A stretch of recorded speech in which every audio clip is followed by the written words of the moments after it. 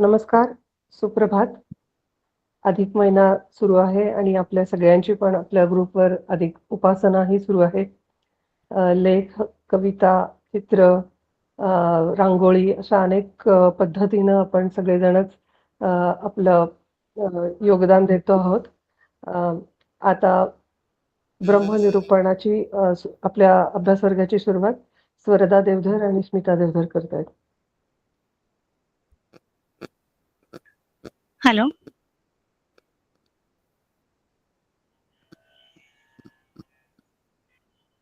छोटी छोटी गैया छोटे छोटे गाय, छोटी छोटी गैया छोटे छोटे गाय, छोटस मेरो मदन गोपाल, छोटस मेरो मदन गोपाल.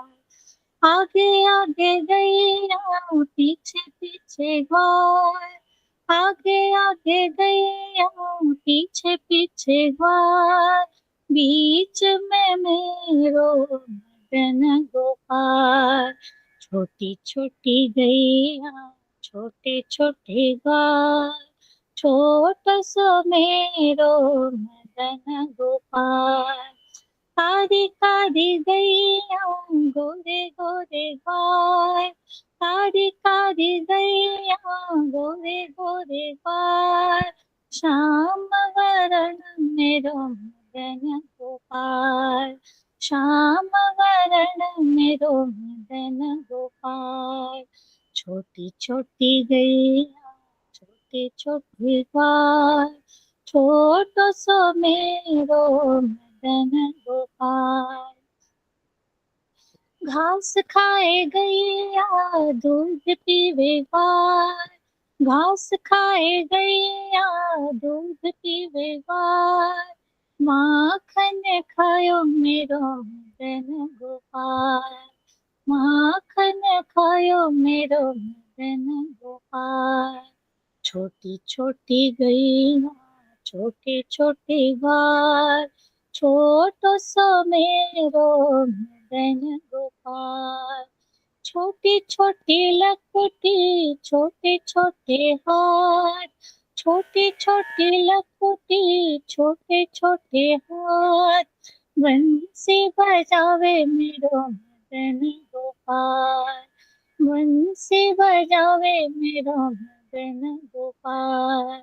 छोटी छोटी गैया छोटे छोटे गाय, छोटी छोटी गैया छोटे छोटे गाय, छोटो सो मेरो मदन गोपाल.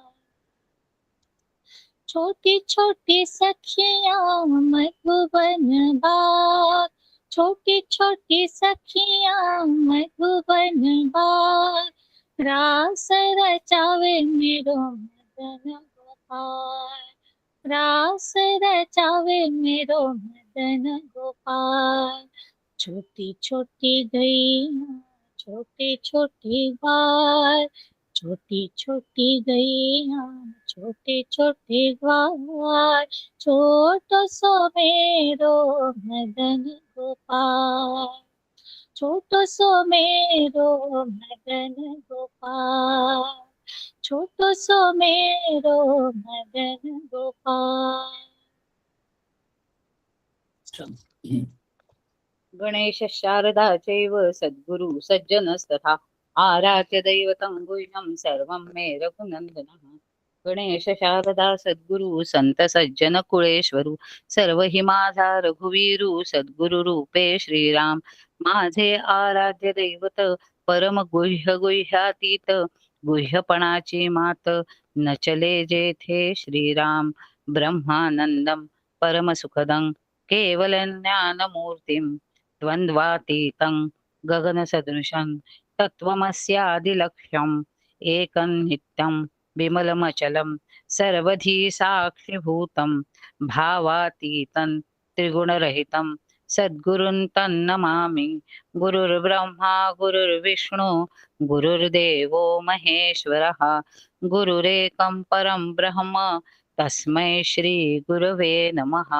अनेन प्रियतां देवो भगवान् जानकीपतिः श्रीरामचन्द्रः पूर्वेषामस्माकं कुलदैवतं शुकासारिखे पूर्णवैराग्यजाचे वसिष्ठा परिज्ञानयोगेश्वराचे कवी वाल्मिका सारिखा मान्य ऐसा नमस्कार माझा सद्गुरु रामदासा श्रोता वक्ता श्रीराम समर्थ जय जय रघुवीर समर्थ।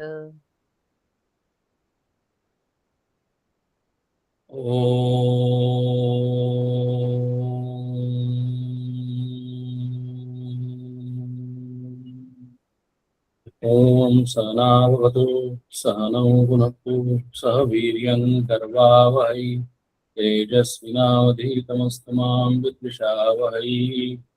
ओम शांति शांति शांति। सदाशिवसमारम्भां शङ्कराचार्यमध्यमाम् अस्मदाचार्यपर्यन्तां वन्दे गुरुपरम्पराम्। श्रुतिस्मृतिपुराणानाम् आलयं करुणालयं नमामि भगवत्पादं शङ्करं लोकशङ्करम्।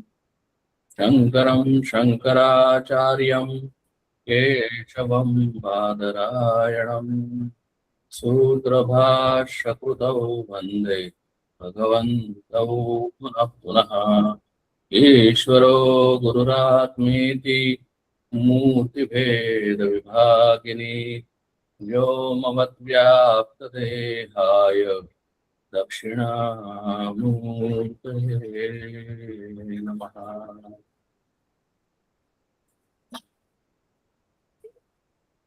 पुरुषोत्तम मास चालू आहे आणि मागच्या रविवारपासून आपण आत्माराम या प्रस्थान त्रयीमधील तिसऱ्या ग्रंथातील तिसरा समास ब्रह्मनिरूपण पाहण्याला चालू केलेला आहे। आताच सरदानी छान गाणं म्हणलं। नेहमी आपल्याला ज्यावेळेला भगवंताचं श्रीकृष्णाचं नाव घेतलं जातं त्यावेळेला बहुतांशी रूपानं आपल्याला त्याचं गोकुळातलं रूप आठवतं आणि गोकुळातलं रूप अतिशय छान आहे, गोंडस आहे। छोटा कन्हैया कान्हा, लोणी खाणारा, गाईच्या पाठीमागे धावणारा, सगळ्यांना रिझवणारा, अतिशय आनंद देणारा असा तो कान्हा कन्हैया आमच्या सगळ्यांच्या लक्षात राहतो। पण जर आपण थोडस आपल्या या ब्रह्मनिरूपण या समाजाच्या अनुषंगानं जर त्याचं जर चरित्र पाहायचं ठरवलं तर मागच्या रविवारी आपण पाहिलं होतं की पहिल्याच ओबीमध्ये पहिला शब्द की निसंग किंवा भगवंतानी 15व्या अध्यायामध्ये म्हणलेलं आहे की असंग शस्त्रेन थोडेन चित्वा, म्हणजे असंग राहून निसंग राहून संबंध भगवंतानी त्याच्या आयुष्यामध्ये जर त्याचं आपण जर चरित्र पाहिलं तर आपल्याला लक्षात येईल की आणि त्याच्या आयुष्यामध्ये घडलेल्या भगवंताच्या आयुष्यामध्ये घडलेल्या गोष्टी स्वतःच जर आपण डोळ्यासमोर ठेवल्या। जन्म झाला तो सुद्धा रात्री 12 वाजता कारागृहात झाला। जन्म झाल्या झाल्या आई वडिलांचीच ताटातूट झाली। वडिलांनी कसं बस यमुना पार करून त्याला पलीकडे गोकुळामध्ये ठेवलं। गोकुळामध्ये हा वाढला, त्याला नंदलाला आणि यशोदा यांचं प्रेम मिळालं। गोकुळामध्ये काही वर्ष काढल्यानंतर ज्या वेळेला तो परत मथुरेमध्ये आला आणि कंसाचा वध केला त्यावेळेला म्हणजे जरी तेवढ्या आतापर्यंतच्या आयुष्यामध्ये जर बघितलं तर अनेक वेळेला त्याच्या स्वतःवरच म्हणजे अनेक राक्षसांचा सामना त्याला करायला लागला, संकटांचा सामना करायला लागला। जर आपण आपल्या आयुष्याच्या दृष्टिकोनातून जर बघितलं तर आमच्या आयुष्यात येणारे वेगवेगळी संकट म्हणजेच वेगवेगळे राक्षस आहेत. त्याच्यानंतर तिथून पलायन करायला लागलं म्हणून तर त्या भागामध्ये रणछोड दास म्हणून त्याला म्हणलं जातं. नंतर द्वारका वसवली. द्वारकेचं जे वैभव होतं ते कुठल्याही राज्यापेक्षा अतिशय मोठं होतं. ते वैभव भागवतामध्ये अनेक छान पद्धतीने वर्णन केलेलं आहे. म्हणजे त्यानंतर वैभव सुद्धा, राज्य आणि वैभव ते सुद्धा अतिशय परिपूर्ण पद्धतीने भोगलं. भगवंताची गृहस्थाश्रमामध्ये असताना त्याची कशी दिनचर्या असायची त्याचंही छान वर्णन आहे. ते सगळं झाल्यानंतर आपल्याच सामर्थ्यामुळं आपलाच वंश यादव हा मदोन्मत्त झालेला आहे हे त्यानं ओळखलेलं होतं आणि म्हणूनच स्वतःच आपल्या पूर्ण कुलाचा नाश करवला स्वतः आणि त्याच नाशामध्ये आपलं स्वतःच सुद्धा जे अवतार संपवणार होतं ते सुद्धा त्यांनी करून ठेवलं. या सर्व ह्याच्यामध्ये संबंध आयुष्यभर 125 वर्ष आपल्या या पृथ्वीच्या वर्षाच्या कालगणनेनुसार 125 वर्ष आयुष्य ज्यावेळेला उपभोगलं त्यावेळेला एकच स्वतःसाठी काहीही नाही, निसंग राहून असंग राहून फक्त धर्मासाठी, धर्माच्या प्रतिष्ठापनेसाठी, दुर्जनांचा नाश करण्यासाठी, असुरांचा आणि राक्षसांचा नाश करण्यासाठी भगवंतांनी आपलं आयुष्य वेचलेलं. आणि म्हणूनच ज्यावेळेला आम्ही ब्रह्मनिरूपण किंवा त्या परब्रह्म परमात्म्याचं वर्णन करायला लागतो किंवा त्याचं ज्यावेळेला दर्शन व्हावं, आत्मारामाचं दर्शन व्हावं अशी ज्यावेळेला आम्ही इच्छा ठेवून आत्मारामाचा हा समास ज्यावेळेला अनुभवतो, वाचतो, अभ्यास करतो त्यावेळेला आम्ही कधीही विसरता कामा नये की जर आम्हाला भगवंताचं दर्शन, आत्मारामाचं दर्शन जर पाहिजे असेल तर आम्हाला भगवंतासारखं आयुष्य जगलं पाहिजे. अतिशय निसंग राहून आमच्या आयुष्यामध्ये येणाऱ्या सर्व संकटांचा, सर्व घटनांचा आम्ही सामना केला पाहिजे. आणि सामना करताना आम्हाला आमच्या आयुष्यामध्ये घडणाऱ्या घटना कधीही आमच्या कंट्रोल नसल्यामुळे आम्हाला त्या भोगाव्याच लागतात, त्या संकटांचा सामना करावाच लागतो. प्रश्न हा आहे की आम्ही संकटांचा सामना करताना आमचा ऍटिट्यूड कसा हवा.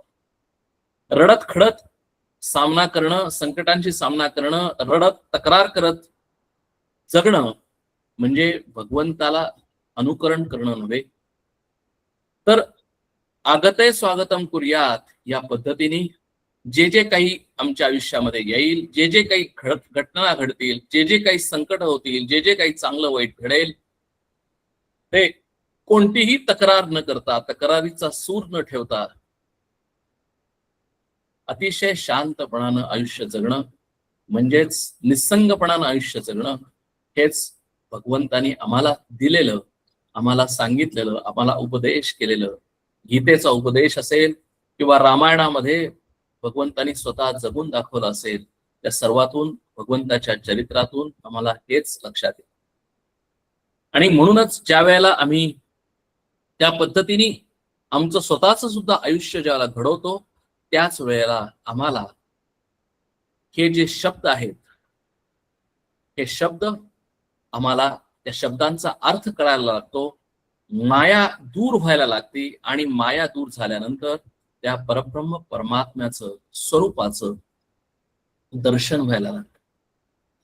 कारण परब्रह्म परमात्मा कसा आहे तर आपण त्याचं वर्णन मागच्या याला पाहत होतो की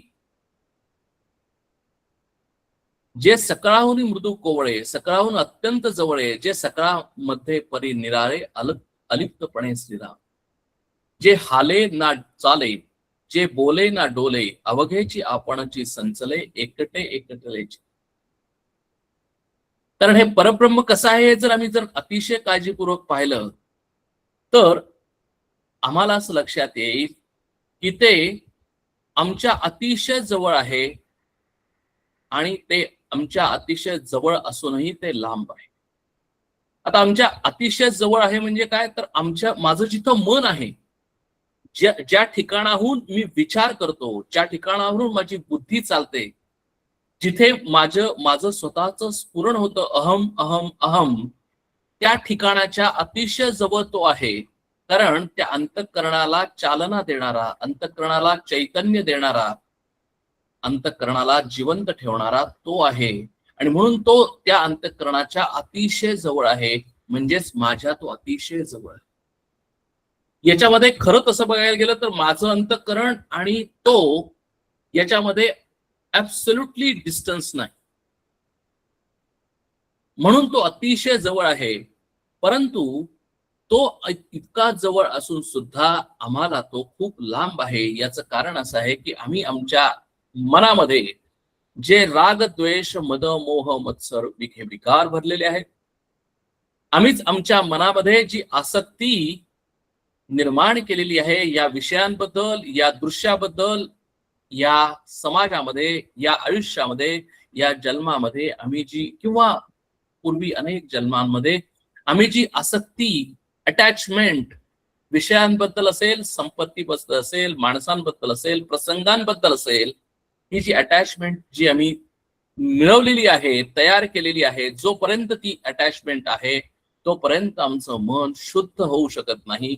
आमचं मन शुद्ध होत नाही, त्यामुळे आमचे विकार कमी होत नाहीत, त्यामुळे आमचं मन शांत किंवा स्थिर होऊ शकत नाही, निश्चल होऊ शकत नाही. आणि म्हणूनच ते निश्चल नसलेलं मन हे अंतर्मुख, म्हणजे ते मन आमचं सारखं बहिर्मुख आहे, बाहेर काय चाललेलं आहे इकडे आमचं सगळं लक्ष आहे, ते मन अंतर्मुख होऊ शकत नाही. आणि अंतर्मुख मन होत नसेल तर तेच मन परब्रह्माच्या दर्शनासाठी अधिकारी होऊ शकत नाही. आणि अधिकार होणं न होणं हे फक्त आमच्या स्वतःच्याच मनावर, अंतःकरणावर अवलंबून आहे. कारण तो अतिशय सूक्ष्म आहे आणि तो अतिशय सूक्ष्म असल्यामुळे त्याला पाहण्यासाठी आमचं मन सुद्धा अतिशय सूक्ष्म, सिंगल पॉइंटेड माइंड करणं आवश्यक आहे, फोकस करणं आवश्यक आहे. म्हणजेच आमच्या हृदयातले, आमच्या मनातील सर्व काही विकार संपणं आवश्यक आहे. आमचं मन शांत, निश्चल, स्थिर होणं आवश्यक आहे. आणि जोपर्यंत ते होत नाही तोपर्यंत तो माझ्या मनाच्या अत्यंत जवळ असून सुद्धा तो आम्हाला अतिशय दूर आहे. आणि म्हणून इथं म्हणलेलं आहे की जे दुरी आणि अभ्यंतरी सहजची नाही, ते अतिशय जवळ आहे, परंतु ते अलिप्तपणे आहे. जे सकळाहून मृदू कोवळे, सकळाहून अत्यंत जवळे, जे सकळामध्ये परी निराळे, अलिप्तपणे श्रीराम. म्हणून डिटॅचमेंट किंवा निसंगता किंवा असंग राहून, अलिप्त राहून, साक्षी राहून तो माझ्याच मनाच्या अतिशय जवळ आहे, परंतु माझ्या मनातील विकारांनी तो विकारयुक्त होऊ शकत नाही. तो माझं मन चंचल आहे, माझं मन अस्थिर आहे, पण तो माझ्या मनाच्या अत्यंत जवळ असून सुद्धा तो माझ्या मनासारखा होऊ शकत नाही. कारण का, तर तो अतिशय जवळ असला तरी सुद्धा तो अलिप्त राहून, मगाशी मागच्या रविवारी आपण कन्सेप्टला या शब्द वापरला होता की वायरलेस आहे, की म्हणजे माझं मन आणि तो अतिशय जवळ आहे, त्याचा अर्थ ते एकमेकाला चिकटलेले आहेत. हो, चिकटलेले आहेत असं म्हणा, पण ते वायरलेसली एकमेकांना चिकटलेले आहेत, इतक्या जवळ आहेत. कारण का, की जर ते एकमेकांना फिजिकली चिकटले असते तर एकमेकांवर विकार करू शकत असते, पण तसं कधीही होत नाही. म्हणून शब्द वापरलेला आहे, जे सकळामध्ये परी निराळे, अलिप्तपणे श्रीराम. जर एखादा अलिप्त माणूस जर असेल, आमचं जर अंतःकरण जर अलिप्त असेल, तर आम्हाला तो आणि अलिप्त असलेल्या अंतःकरणातून, डिटॅच असलेल्या अंतःकरणातून आम्हाला त्याचं दर्शन होऊ शकतं. म्हणून तो जसा आहे माझ्या शरीरामध्ये अलिप्त आहे, साक्षी आहे, तो माझ्या मनाच्या अत्यंत जवळ असून सुद्धा तो आमच्या मनाने विकार होऊ शकत नाही. याचं कारण का, की तो अलिप्त आहे, साक्षी आहे, म्हणून तो तसा आहे. जे हाले ना चाले, जे बोले ना डोले, अवघे आपणाची संचले, एकले एकटाची ते. म्हणजे हे ब्रह्म कसा आहे, परमात्मा कसा आहे, भगवंत कसा आहे, तो माझ्या आतच आहे. तो अलिप्तपणानं माझ्याच रथाचं सारथ्य करतोय. म्हणजे काय, तर माझं शरीर चालवण्याचं काम त्याच्याकडे आहे, माझं मन चालवण्याचं काम त्याच्याकडे आहे. त्याच्याकडे आहे म्हणजे काय, तर तो फक्त माझ्या आत राहून माझ्या मनाला चैतन्य देतो, ट्रिगर ऑफ करतो, एनर्जी देतो आणि माझं मन काम करायला लागतं. आता कसं लक्षात घ्या, तर ज्या वेळेला मी रात्री गाढ झोपेमध्ये असतो त्यावेळेला मला माझ्या शरीराची जाणीव नसते, मला या जगाची जाणीव नसते. या जगामध्ये मी कुठे आहे हेही मला कळत नाही. म्हणजेच गाढ झोपेमध्ये मी पूर्णपणे या जगाला मी विसरलेलो आहे असं म्हणू शकतो. याचं कारण का, की गाढ झोपेमध्ये माझं मन हे लयाला गेलेलं आहे. आणि माझं मन लयाला गेलेलं आहे म्हणजे याचा अर्थ असा झाला की माझ्याच मनामध्ये कुठलीही वृत्ती नाही. आणि कुठलीही वृत्ती नसल्यामुळे, काहीही नसल्यामुळे मला गाढ झोपेमध्ये कुठल्याही संवेदना नाहीत, कुठलेही मला विचार नाहीत. आणि त्यामुळे मी अतिशय शांत असतो, अतिशय आनंदी असतो. गाढ झोपल्यानंतर, सकाळी उठल्यानंतर मी म्हणतो मला गाढ झोप लागलेली होती आणि मला ते खूप आवडलं, खूप छान झोप झाली. पण तो प्रॉब्लेम काय होतो, की ज्या वेळेला मी सकाळी उठतो त्यावेळेला ते मन जे लयाला गेलेलं होतं ते जागं होतं. म्हणजेच त्या मनामध्ये वेगवेगळ्या वृत्ती उठायला लागतात. ज्ञानेंद्रियांनी मी हे जग पाहतो, डोळ्यांनी गोष्टी पाहायला लागतो. गोष्टीच्या अनुषंगाने माझ्या मनामध्ये वेगवेगळ्या वृत्ती उठायला लागतात. आणि वृत्ती उठायला लागल्यानंतर त्या वृत्तीला प्रकाशमान करण्याचं काम, चैतन्य देण्याचं काम हाच आत्मा माझ्या मनाच्या पाठीमागे राहून करतो, अलिप्तपणानं करतो. तो चेंज होत नाही. माझं मन संवेदनाशील असतं, माझं मन वरती खाली होतं, माझं मनामध्ये सुखदुःख येतात. परंतु हा त्या मनाच्या पाठीमागे राहून निश्चल, तो येतही नाही, तो जातही नाही. त्याच्यामध्ये कुठल्याही संवेदना नाही, त्याच्यामध्ये कुठल्याही अस्थिरता नाही. जे हाले ना चाले, जे बोले ना डोले, अवघे आपणची संचले, एकले एकट चिते. म्हणून हा एकच आत्मा, हा अतिशय महत्वाचा मुद्दा आपण सगळ्यांनी लक्षात घेतला पाहिजे. जर आम्हाला आत्मारामाचं दर्शन पाहिजे असेल तर माझं मन माझ्यासाठी, इंडिव्हिज्युअल प्रत्येक व्यक्तीसाठी वेगवेगळं आहे. परंतु त्या मनाच्या पाठीमागे असलेला आत्मा म्हणजेच परमात्मा, म्हणजेच आत्माराम, हा माझा एकट्याचा नसून तो एकच आत्मा, एकच आत्माराम सगळ्यांच्या मनाला, सगळ्यांच्या या युनिव्हर्समध्ये असलेल्या सर्व गोष्टींना, जड आणि अजड गोष्टींना एकाच वेळेला प्रकाशमान करतो, चैतन्य देतो. असा जो आहे तो एकटाच आहे. आणि म्हणून एकले एकटे चिते अशी संज्ञा समर्थांनी दिलेली आहे. म्हणजे मन माझं, प्रत्येकाचं, जेवढी माणसं असतील तेवढे मन असतील, परंतु त्या सगळ्या मनांना चैतन्य देणारा हा एकटाच आहे. आणि म्हणून शब्द वापरलेला होता की भरला घनदाट हरी दिसे. म्हणजे तो कसा आहे, आकाशासारखा. जसं आकाश माझ्या आत थ्रू अँड थ्रू जातं, आकाश माझ्या आतही आहे, माझ्या शरीरातही आहे आणि माझ्या शरीराच्या बाहेरही आहे. तेच आकाश तुमच्या सगळ्यांच्या आतही आहे, तेच आकाश सगळीकडे आहे. संबंध सगळ्या चराचरामध्ये आकाश पसरलेला आहे. या जगामध्ये अशी एकही जागा नाही, एकही ठिकाण नाही की जिथं आकाश जाऊ शकत नाही. त्या आकाशापेक्षा सुद्धा सूक्ष्म असलेला हा आत्मा, हे परब्रह्म, हे सर्वांच्या आत भरला घनदाट हरी दिसे. अतिशय घनदाट अशी एकही जागा नाही, कारण ते आकाशाला सुद्धा व्याप्त करतं. म्हणून अवघे आपणची संचले, एकटे एकटे चिते. आता हे जे सगळे मी शब्द वापरतोय त्या शब्दांनी तो डिस्क्राईब होतो का? तर तो डिस्क्राईब होऊ शकत नाही, कारण तो शब्दांच्या पलीकडे आहे. पण तरी सुद्धा तो शब्दांच्या पलीकडे जरी असेल तरी शब्द उच्चारून वेगवेगळ्या पद्धतीने वाक्यरचना करून वेगवेगळ्या पद्धतीने सांगण्याचा प्रयत्न करून मी तुमच्या समोर ठेवतो असं समर्थ म्हणतात.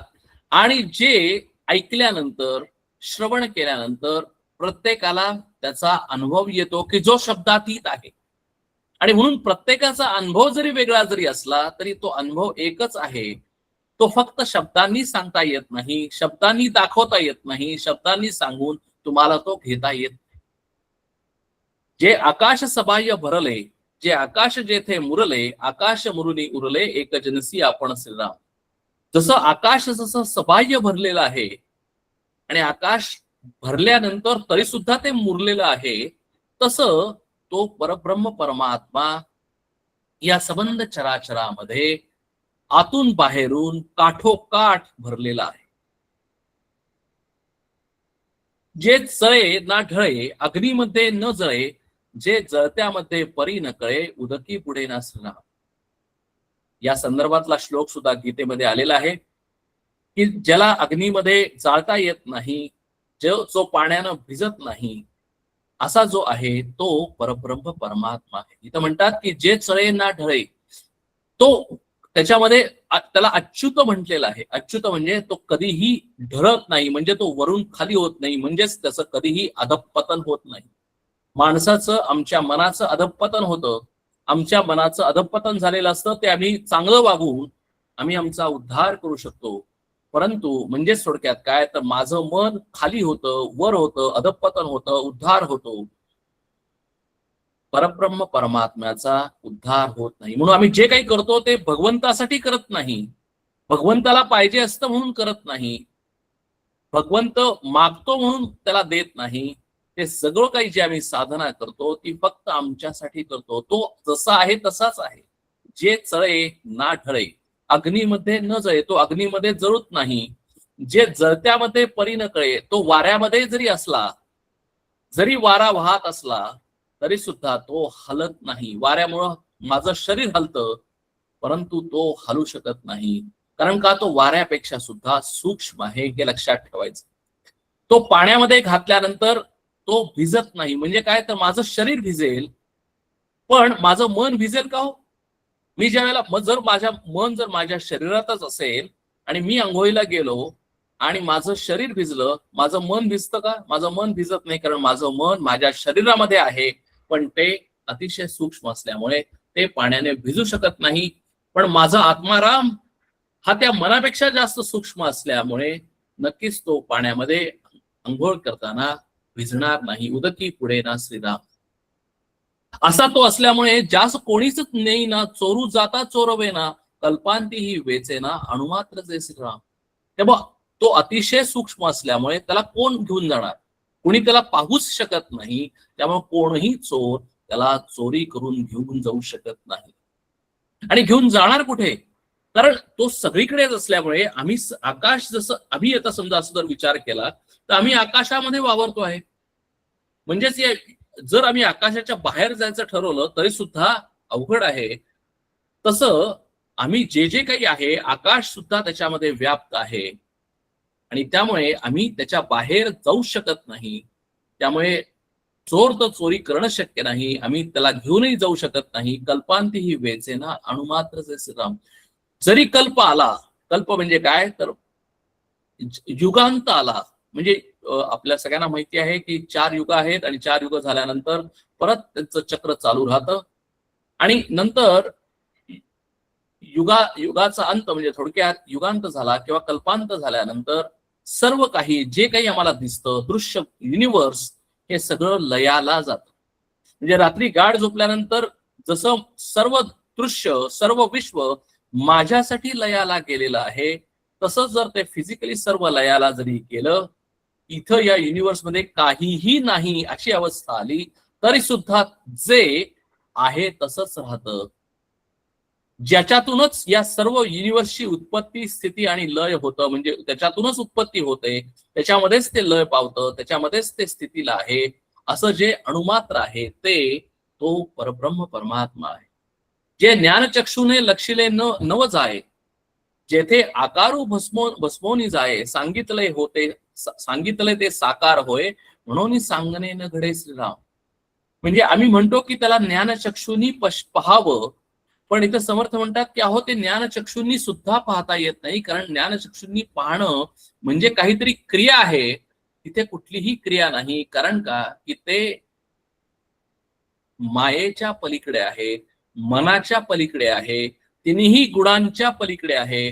म्हणून भगवंत म्हणतात की निस्त्रैगुण्यो भवार्जुन. मायेमध्ये त्रिगुणांमध्ये आम्हाला हे सगळं पाहता येतं, विचार करता येतो, तिथे बुद्धी आहे, तिथे मन आहे, तिथे काल आहे, पण हा जो आहे हा beyond space, beyond time, beyond objectivity असल्यामुळे तिथे ज्ञानचक्षु सुद्धा उपयोग होत नाही. जेथे आकारू भस्मोनुच आहे इथे तो निराकार आहे, म्हणजे त्याला कुठलाही आकार नाही. असं जर एखाद्याने जर म्हटलं तर समर्थ म्हणतात की असं ज्यावेळेला मी म्हणतो त्यावेळेला उलट बघा, म्हणजे इथं हा पॅराडॉक्स आहे की जो अतिशय सूक्ष्म आहे, सूक्ष्मातून सूक्ष्म आहे, परंतु तो सगळ्यात बृहदातून बृहद आहे, सगळ्यात मोठ्याहून मोठा आहे. तसं हा निराकार आहे म्हणल्यानंतर उलट म्हणायचं, पॅराडॉक्स आहे की ह्याला कुठलाही आकार नाही असं म्हणताना हा कुठलाही आकार धारण करू शकतो. म्हणजे काय, तर जसं पाणी कुठल्याही जे आकार धारण करू शकतं ते कपामध्ये घाला, ग्लासमध्ये घाला, फुलपात्रामध्ये घाला, बरणीमध्ये घाला, कशातही घाला, कुठलाही आकार पाणी धारण करू शकतं. म्हणजेच पाण्याला आकार नाही, पाणी निराकार आहे. तसं हा सुद्धा परब्रह्म परमात्मा कुठलाही जरी तो निराकार असला तरीही तो आकार, सर्व आकार घेतो. म्हणजे जो माझ्या आकारासारखा होतो, तुमच्या आकारासारखा होतो, जो दिसेल पशुपक्ष्यांच्या आकारासारखा होतो, जसा जसा त्याचा आकार असेल तसा तो होतो. म्हणजे तो आम्हाला अंतर्बाह्य व्याप्त करतो. म्हणून तो निराकारही आहे आणि सर्व साकारही आहे.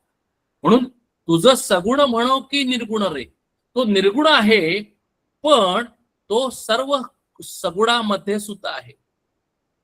म्हणजे तो तुमच्या आमच्या मध्ये सुद्धा आहे आणि तो तुमच्या आमच्यापेक्षा सुद्धा बाहेर आहे. म्हणजे तो बाहेरही आहे, आतही आहे. तो अतिशय सूक्ष्मही आहे, अतिशय मोठाही आहे. तो निराकार आहे आणि तो सर्व आकार धारण करणार आहे. तो निर्गुण आहे पण तो सर्व सगुणामध्येच असल्यासारखा वाटतो, असा तो आहे.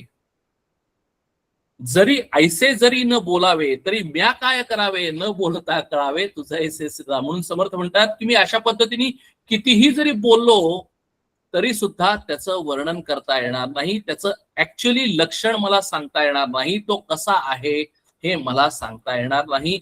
परंतु जर तुला हे शिष्या जर परब्रह्म परमात्मा करायचा असेल तर there is no other method, there is no other pedagogy than to explain with different words.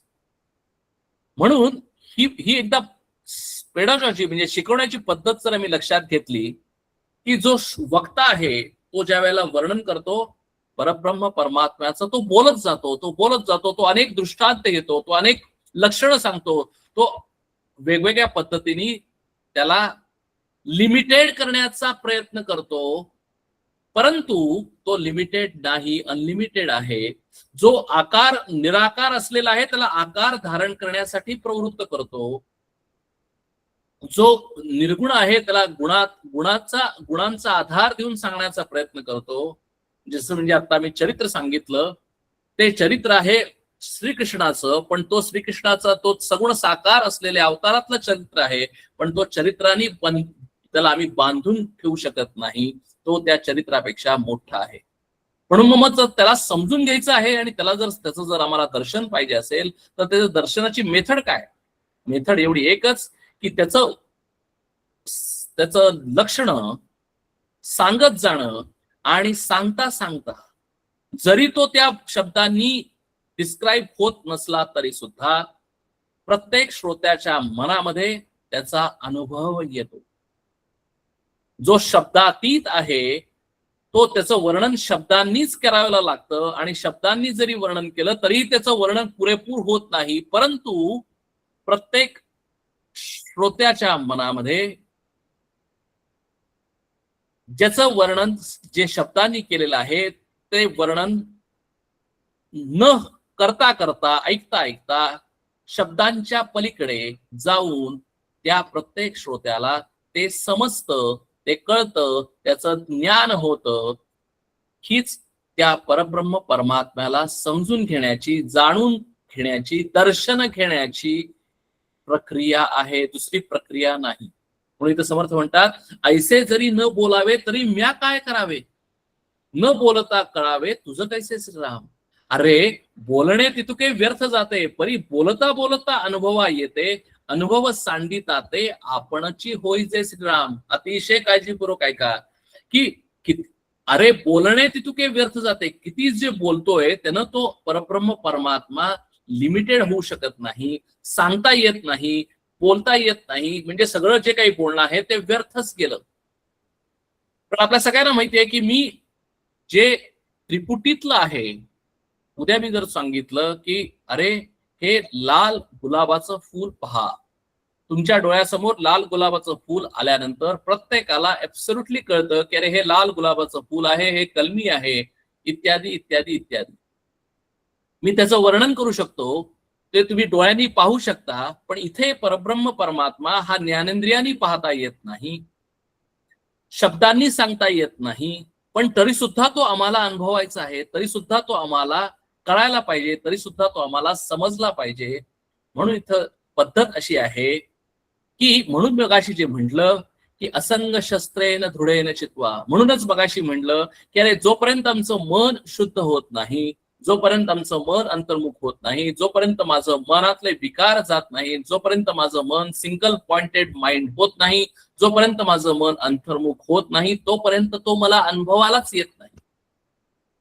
फक्त शब्दाच्या लेवलला मला ते कळतं की तो निर्गुण आहे, तो निराकार आहे, तो सगळीकडे भरलेला आहे, हे शब्दाच्या लेवलला कळतं, परंतु तो मला अनुभव येत नाही. तो अनुभव कुठे येणार? माझ्या मनामध्ये येणार. आणि कुठल्या मनाला तो अनुभव येणार? ज्या मनामध्ये तो, कारण ज्या मनामध्ये त्याचा अनुभव आम्हाला पाहिजे असेल त्या मनामध्ये त्याच्याशिवाय दुसरं काहीही असता कामा नये. जर त्याच मनामध्ये जर विकार असतील तर तो कसा येईल? त्याच मनामध्ये जर चंचलता असेल तर तो तिथं त्या मनामध्ये कसा प्रगट होईल?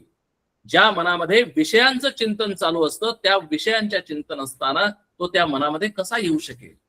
जर मन माझं सारखं बाहेर जातं, बहिर्मुख आहे, इथे काय चाललंय, तिथे काय चाललंय, हे विषय, तो विषय, हा माणूस, तो माणूस, अशा पद्धतीने मी बहिर्मुखता असेल तर त्या बहिर्मुख मनामध्ये कॉन्सन्ट्रेशन किंवा एकाग्रता कशी होऊ शकेल आणि मग तो त्याचं दर्शन आम्हाला कसं होऊ शकेल? आणि म्हणून पद्धत सांगितली आहे आत्मारामामध्ये, या समासामध्ये की अरे पद्धत एवढी एकच आहे, दुसरं काहीही नाही. जो वक्ता असतो तो बोलत जातो, तो बोलत जातो. आणि म्हणून इथे म्हटलेलं आहे की जो वक्ता आहे तो सुद्धा श्रोत्रिय असला पाहिजे, ब्रह्मनिष्ठ असला पाहिजे. श्रोत्रिय असला पाहिजे म्हणजे काय की त्यानेही त्याच्या गुरूंच्याकडे जाऊन, गुरूंची सेवा करून, अंतःकरण शुद्ध करून, गुरूंच्या पायापाशी बसून त्या आत्म्याचं वर्णन ऐकलेलं आहे, म्हणून तो श्रोत्रिय आहे. आणि तो नुसता श्रोत्रिय नाही, त्यांनी सुद्धा साधना करून ब्रह्मनिष्ठत्व प्राप्त केलेलं आहे. ब्रह्मनिष्ठत्व प्राप्त केलेलं आहे म्हणजे त्यालाही त्याचा अनुभव आलेला आहे, तोच त्या परब्रह्म परमात्म्याचं वर्णन करू शकतो. अदरवाईज BA आणि MA ला, फिलॉसॉफीला अनेक प्रोफेसर्स आहेत की त्याच्यामध्ये ते सांगितलं जातं, पण ते प्रोफेसर्स हे कधीही त्या परब्रह्म परमात्म्याचा अनुभव देऊ शकत नाही. आणि म्हणून जर परब्रह्म परमात्म्याचा जर अनुभव घ्यायचा असेल तर तो आम्हाला आश्रमामध्येच केलं पाहिजे. आश्रमामध्ये जाऊन जे आचार्य असतील त्यांच्या चरणापाशी बसून त्या आत्म्याचं वर्णन ऐकलं पाहिजे. आणि वर्णन ऐकण्यासाठी, ते समजण्यासाठी, ते कळण्यासाठी, त्याचं ज्ञान घेण्यासाठी, त्याचा अनुभव घेण्यासाठी आम्हाला त्यांनी सांगेल तशी साधना केली पाहिजे, की जी साधना आम्हाला समर्थांनी मनाचे श्लोक आणि दासबोध याच्यामध्ये दिलेली आहे. आणि पुढचा समास साधनेचा समास आहे, कारण समर्थ हे अतिशय माऊली प्रमाण नुसतं आम्हाला हे सांगणार नाहीत की आता आम्हाला तो अनुभव घ्यायचा असेल तर मला कुठली साधना करायला पाहिजे तेही आम्हाला पुढच्या समासामध्ये सांगणार आहेत. पण तोपर्यंत आधी आपण पहिल्यांदा समर्थांनी जे सांगितलेलं आहे तो अनुभव घेण्याचा प्रयत्न करू. समर्थ म्हणतात की अनुभव सांडिता जे आपणची होई जे राम. म्हणजे काय? आता बघा, मी शेअर करतो. मागच्या वेळेला आपण शेअर केलेलं होतं. एक मिनिट.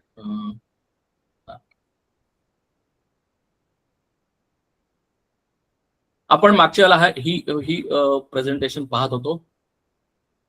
आम्हाला हे जर आत्मारामाचं दर्शन जर पाहिजे असेल, आत्मज्ञान पाहिजे असेल, परब्रह्माचं दर्शन जर पाहिजे असेल तर माझं अंतःकरण कसं पाहिजे? कारण दोन घटक हे अतिशय जवळजवळ आहेत. एक म्हणजे आत्मा आणि दुसरं म्हणजे अनात्मा.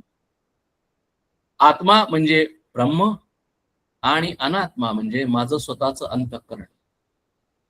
आणि अंतःकरण म्हणजे आपण मागच्या वेळेला पाहत होतो की चार गोष्टी: मन, चित्त, बुद्धी, अहंकार. मन म्हणजे संकल्प विकल्पात्मिका अंतःकरण वृत्ती, चित्त म्हणजे अनुसंधानात्मिका अंतःकरण वृत्ती, बुद्धी म्हणजे निश्चयात्मिका अंतःकरण वृत्ती आणि अहंकार म्हणजे अभिमानास्मिका अंतःकरण वृत्ती. मग जर त्या आत्मारामाचं दर्शन पाहिजे असेल तर माझं अंतःकरण कसं तयार पाहिजे? तर माझ्या मनामध्ये कुठल्याही संकल्प विकल्प नाही, माझ्या मनामध्ये विषयांची कल्पना नाही, विषयांची आसक्ती नाही. माझं मन निसंग झालेलं आहे, अलिप्त झालेलं आहे, साक्षी झालेलं आहे. मी अलिप्त राहून या समाजामध्ये, या जगामध्ये जगतो आहे. साधना करून माझ्या मनामधले, माझ्या चित्तामधले सर्व विकार मी दूर करण्याचा प्रयत्न केलेला आहे. माझं मन अतिशय निर्मळ झालेलं आहे, मलिन होतं. कामक्रोधादी विकार हे हळूहळू कमी झालेले आहे. जी माझी बुद्धी होती, की जी बुद्धी मला नेहमी बहिर्मुखतेला प्रवृत्त करते, ती बुद्धी आता अंतर्मुख झालेली आहे, इनवर्ड फोकस झालेली आहे. आणि ती बुद्धी आता माझ्याच पाठीमागे असलेल्या परब्रह्माशी जोडलेली आहे. म्हणून युज धातू वापरलेला आहे, ती जोडलेली आहे. आणि अहंकार म्हणजे माझं कर्तृत्व, भोक्तृत्व, म्हणजे मी करतोय, मी करतोय, मी करतोय, हे जे अहंकार असलेलं, अभिमान असलेलं जे वृत्ती आहे, ती वृत्ती गळून पडलेली आहे. ती गळून कशी पडते? ती टाकता येत नाही, ती सद्गुरूंच्या चरणाशी लीन करायला लागते. म्हणजेच माझं स्वतःच पूर्णपणे फुल सरेंडर करायला लागतं. त्याच वेळेला मी अहंकार माझा जातो, संपतो, पडतो. त्या श्रद्धास्थानी माझा अहंकार केलेला आहे. आणि मग आता काय सिच्युएशन आहे? आता सिच्युएशन अशी आहे की आता त्या मनामध्ये, त्या अंतःकरणामध्ये काहीही नाही, संकल्प विकल्प नाही, मला कुठल्याही इच्छा नाहीत, मला काहीही भोगायचं नाही, माझ्या मनामध्ये कुठलेही विकार नाहीत. माझं मन अतिशय शुद्ध आहे, माझी बुद्धी अतिशय अंतर्मुख आहे. आणि अहंकार म्हणजे अहम, आत्माकार वृत्ती झालेली आहे. असं ज्या वेळेला होईल त्यावेळेला त्याचं स्वरूप कसं असेल? तर जर आपण पाहिलं तर इथे शब्द वापरला आहे, किंवा मागच्या समासामध्ये माझी मन म्हणजेच माया आहे. आणि मायेची डेफिनेशन आपण मागच्या समासामध्ये केलेली होती. संबंध सगळ्या वेदांतामध्ये अतिशय प्रसिद्ध आहे. या मा सा माया, जी आहे ही आणि जी नाही ही. जी दिवसा मला दिसते, मला अनुभवाला येते, म्हणजेच माझं मन दिवसा मला दिसतं, मला अनुभवाला येतं. माझ्या मनामध्ये कुठल्या ज्या वृत्ती आहेत त्या मला दिसतात, मला अनुभवाला येतात, म्हणून ती माया आहे. आणि रात्री गाढ झोपेमध्ये माझं मन लयाला गेल्यानंतर ती माया नाही, माझे मन नाही. कारण काय की त्या मनामध्ये काहीही नाही, ते मन लय पावलेलं आहे. म्हणजे त्यावेळेला ती माया नाही. म्हणजे थोडक्यात काय की असा एक घटक आहे अनात्मा, आणि म्हणून मन माझं अंतःकरण हे साधनेनी का अधिकारी करायला लागतं याचं कारण असं आहे की मला आत्मा अनात्म विवेक करायला लागतो. आणि आत्मा अनात्म विवेक करण्यासाठी आत्मा काय आणि अनात्मा काय, जसा निरक्षीर विवेक हा एक शास्त्रामध्ये वापरलेली संज्ञा आहे की जसं पाणी आणि दूध हे एकत्र मिसळल्यानंतर ते वेगळं करणं अतिशय अवघड आहे, पण तो निरक्षीर विवेक असलेला तो पाणी आणि दूध वेगळा करू शकतो. तसाच माझं मन ज्या वेळेला अधिकारी होतं त्यावेळेला मी आत्मा आणि अनात्मा दोन वेगवेगळे करू शकतो. आत्मा काय आणि अनात्मा काय हे ज्या वेळेला दोन वेगवेगळे होतात त्याच वेळेला माझं मन शुद्ध झालेलं आहे. माझं मन अतिशय इनवर्ड फोकस झालेलं आहे. माझ्या मनातले सगळे विचार केलेले आहेत. आणि त्यावेळेला काय जर होत असेल तर म्हणजे काय होतं तर आपण दरवेळेला शब्द वापरतो की माझंच मन हे अनात्मा आहे, माझंच मन हे माया स्वरूप आहे, माझंच मन ह्याला प्रकृती हाही शब्द वापरलेला आहे, आणि माझ्याच मनामध्ये सत्व रज तम गुण आहेत. कारण अनात्मा फक्त गुणामध्ये आहे, ब्रह्म हे गुणाच्या पलीकडचं आहे. आणि म्हणून ज्या वेळेला मी जर पाहतो, ज्या वेळेला मी अज्ञानी असतो, ज्या वेळेला माझ्या मनावर माझ्या अंतःकरणावर परब्रह्म परमात्म्याचं आवरण आलेलं असतं. ढगांचं आवरण जसं सूर्याच्या प्रकाशावर येतं आणि सूर्य दिसत नाही, तसं माझ्या अंतःकरणावर अज्ञानाचं आवरण आलेलं आहे. असल्यामुळे माझ्या मनाच्या पाठीमागे असलेला परब्रह्म परमात्मा मला दिसत नाही. ज्या वेळेला मी साधना करतो त्यावेळेला काय होतं तर माझा रजोगुण आणि तमोगुण कमी कमी होतो. रजोगुण आणि तमोगुण कमी कमी झाल्यामुळे रजोगुण आणि तमोगुण म्हणजे अविद्या माया आहे. आणि अविद्या माया ही मला संसारामध्ये ढकलते. अविद्या माया मला संसाराचा अनुभव देते. अविद्या माया मला संसाराचे चटके देते. अविद्या माया संसारामध्ये असलेले जे जे काही अनुभव आहेत चांगले वाईट ते मला देते. पण जी विद्या माया आहे ती मला परब्रह्म परमात्म्याची ओळख करून देते. आणि म्हणून जर परब्रह्म परमात्म्याचं जर दर्शन हवं असेल, आत्मारामाचं दर्शन हवं असेल, तर आम्हाला विद्या मायेला जवळ केलं पाहिजे. नवे नवे विद्या मायेची उपासना केली पाहिजे. आणि विद्या मायेची उपासना करणं म्हणजेच सत्वगुणाची वृद्धी करणं होय. आणि सत्वगुणाची वृद्धी केल्यामुळे काय होतं तर ऑटोमॅटिकली विद्या माया मला वर्धन केल्यामुळे, माझ्याच मनातून वाढल्यामुळे ऑटोमॅटिकली माझ्याच मनातले रजोगुण आणि तमोगुण कमी होतात आणि मला शांत वाटायला लागतं, मला आनंदी वाटायला लागतं. माझ्या आयुष्यामध्ये अतिशय समाधान, सुख समाधान होतं. म्हणजेच अध्यात्मामध्ये ज्या वेळेला आम्ही साधना करतो, ज्या वेळेला मी वेगवेगळ्या प्रकारच्या दर्शनाला जातो, देवदर्शनाला जातो, देवळात जातो, त्यावेळेला मला छान वाटतं, मला आनंद होतो, मला सुख समाधान वाटतं. आणि मला वाटतं की अरे हेच त्या परब्रह्म परमात्म्याचं दर्शन आहे. आणि इथं समर्थ सांगतात की अरे सत्वगुणामध्ये असणं ही सुद्धा सोन्याची साखळी आहे. रजोगुण आणि तमोगुण ही लोखंडाची साखळी आहे. फार फार तर काय झालं की तुला सत्वगुण प्रधान तुझं मन झाल्यामुळे तुला आज सुख समाधानी वाटतंय, छान वाटतंय, आनंदी वाटतंय, पण तो आनंद अजूनही खरा आत्मारामाचा आनंद नाही. तो आनंद घेण्यासाठी तुला या मनाच्या सत्वगुण असलेल्या मनाच्या सुद्धा पलीकडे गेलं पाहिजे. निस्त्रैगुण्यो भवार्जुन ही सोन्याची साखळी सुद्धा तुला तोडली पाहिजे आणि तू त्याच्याशी एकरूप झालं पाहिजे.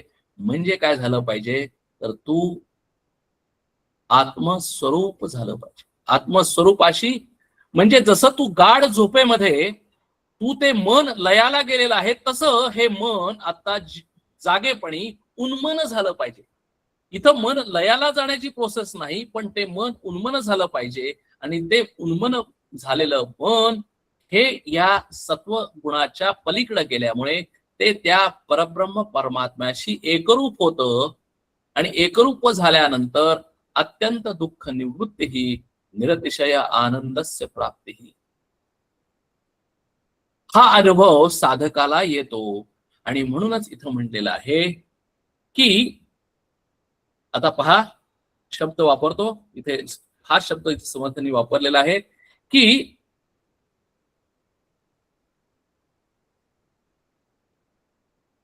अनुभव सांडिता ते आपणची होईजे श्रीराम. कारण अनुभव कशात येतो? अनुभव येतो मायेच्या लेवलला, अनुभव येतो मनाच्या लेवलला. ज्या वेळेला मी सत्वगुण प्रधान होतो, ज्या वेळेला मी मेडिटेशनला बसलेला असेल, नामस्मरणाला बसलेला असेल, त्यावेळेला मी त्या सगुण परब्रह्माशी एकरूप होतो आणि तो मला अनुभव येतो. पण तो अनुभव सुद्धा पूर्ण अनुभव नाही, तो अनुभव सुद्धा कायमचा नाही. म्हणून तो अनुभव, पुढचा अनुभव येण्यासाठी तो अनुभव टाकून, समर्थ म्हणतात अनुभव टाकून तू काय कर, तर इथे म्हणतात की अनुभव सांडिता ते आपणची होईचे श्रीराम. मायारूप मूळ तयाचे शोधू जाता समाधान कैचे, मज लाभ झाला या सुखाचे मूळ तुटे श्रीराम. म्हणून या अतिशय सूक्ष्म भाग आहे हा, अतिशय काळजीपूर्वक लक्षात घ्या की मला दर्शन झालं हा अनुभव सुद्धा मायेतलाच अनुभव आहे. मायेतला अनुभव म्हणजे मनाचाच अनुभव आहे. हा अनुभव सुद्धा जरी बरोबर असला, जरी हा आमच्यासाठी एक माइलस्टोन असला, तरीही तो डेस्टिनेशन नाही, हे साधकांनी लक्षात ठेवायचं आहे. मायारूप मूळ तयाचे शोधू जाता समाधान कैसे, मज लाभ झाला या सुखाचे मूळ तुटे श्रीराम. म्हणून मला दर्शन झालं हे सुद्धा कसं होतं, ते सुद्धा वृत्तीनंच होतं, विचारानेच होतं. ते विचार जोपर्यंत आहे तोपर्यंत मी मायेमध्ये आहे. जोपर्यंत मी मायेमध्ये आहे, तोपर्यंत माझं मन जागृत आहे, तोपर्यंत मला खरा परब्रह्माचा अनुभव येत नाही. म्हणून इथे समर्थ पुढे म्हणतात की अहम ब्रह्मास्मी हा गाथा आली देहबुद्धीच्या माथा, देहबुद्धीने परमार्था कानकोंडे होईजे श्रीराम. अहम ब्रह्मास्मी असं ज्यावेळेला मला अनुभव येतो, म्हणजे अहम ब्रह्मास्मी नुसतं जप करून अनुभव येत नाही, पण अहम ब्रह्मास्मी असं ज्यावेळेला मला अनुभव येतो, तो अनुभव देहबुद्धीच्या माथ्यानं येतो, देहबुद्धीच्या अनुषंगानं येतो, म्हणजेच माझ्या मनाच्या अनुषंगानं येतो. आणि म्हणून देहबुद्धीने परमार्था कानकोंडे होईजे श्रीराम. समर्थ म्हणतात की परमार्थ लिमिटेड करू नका. हा जो अनुभव आहे तो लिमिटेड, तात्पुरता आत्ता मला मिळाला म्हणजे मला माझं सर्व काही झालं असं समजता कामा नये. कारण जो अनुभव आला, जो तो टेम्पररी असेल, तर तो अनुभव मायेतला आहे, देहबुद्धीतला आहे, मनातला आहे, हे लक्षात ठेवायचं. म्हणून ते म्हणतात की देहबुद्धी हे टाकावी, हेही मायेची उठा ठेवी, म्हणून काय अंगीकारावी, अंगीकारू नये श्रम. म्हणून पूर्णपणे देहबुद्धी टाकणं म्हणजेच मनाचा पूर्णपणे, मी शब्द वापरतो लय नाही होणार, कारण लय होणं ही प्रक्रिया अशी आहे की ते झोपी जाणं म्हणजे ही अज्ञानाची अवस्था आहे. म्हणून शास्त्रामध्ये उन्मनी अवस्था म्हणजे जागृत स्वप्न सुषुप्ती, आणि चौथी अवस्था ही उन्मनी अवस्था म्हणलेला आहे की मन जागृत आहे पण त्या मनामध्ये काहीही नाही. आणि त्या मनामध्ये आलेला जो अनुभव आहे तो सुद्धा अतिशय सूक्ष्म अनुभव आहे, तो सुद्धा अनुभव टाकला पाहिजे. म्हणजे काय, तर तो टाकल्यानंतर मी त्याच्यासारखं व्हायला पाहिजे. म्हणून समर्थ म्हणतात की तिथंच थांबायचं नाही, पुढे जायचं. मायेचे बळे ब्रह्मज्ञान, माये करता समाधान, मायाची गोवी आणि बंधन तोडी तेही माया श्रीराम. म्हणून मायेला आम्ही ज्याला म्हणतो की माया म्हणजे काय, तर माया आमची आई आहे, आमची माता आहे. दोन प्रकारच्या माया आहेत, एक म्हणजे अविद्या माया आणि एक विद्या माया. विद्या माया आम्हाला रजो आणि तमो गुणापासून, या गुणांनी आम्हाला त्या परब्रह्मापासून लांब नेते. आणि विद्या माया म्हणजे सत्वगुण प्रधान असलेली माया ही आम्हाला त्या परब्रह्माच्या जवळ नेते. म्हणून आम्हाला त्या मायेशी, त्या आईशी, त्या मातेशी ही दोन्हीही आहे. मायाच गोवी आणि बंधन तोडी तेही माया. म्हणजे मायेचं महत्व किती बघा, की मायाच आम्हाला बंधनात टाकते. माया हीच साखळी आहे. मायाच आम्हाला लोखंडाच्या बेडीत टाकते, किंवा मायाच ही आम्हाला सोन्याची साखळी म्हणजे सत्वगुण प्रधान या मायेनं आम्हाला सुखाचा अनुभव देते. मन एव मनुष्याणाम कारणम बंध मोक्षयो. मनच आम्हाला बंधनासाठी कारणीभूत होतं. मनच आम्हाला मुक्तीसाठी मोक्षासाठी कारणीभूत होतं. म्हणजे काय तर अविद्या माया ही आम्हाला, अविद्या मन असलेलं, अविद्या माया म्हणजेच आमचं रजोगुण आणि तमोगुण असलेलं मन मला अंधारात टाकतं. ती लोखंडाची साखळी आहे. आणि विद्या माया म्हणजे सत्वगुण असलेलं प्रधान असलेलं मन ही सोन्याची साखळी आहे. आणि म्हणून इथे म्हणतात की दोन्हीही जे अनुभव आहेत ते मायेतलेच अनुभव आहेत. आणि म्हणून मायाची गोवी आणि बंधन तोडी त्याची माया. माया आपणास आपण गोवी, आपणास आपण वेढा लावी. प्राणी दुःखी ती जीवी अभिमाने करून निसण. आणि म्हणून निसंग होणं, अभिमान म्हणजे अहंकार टाकणं ही सगळ्यात अध्यात्मातली शेवटची स्टेप आहे.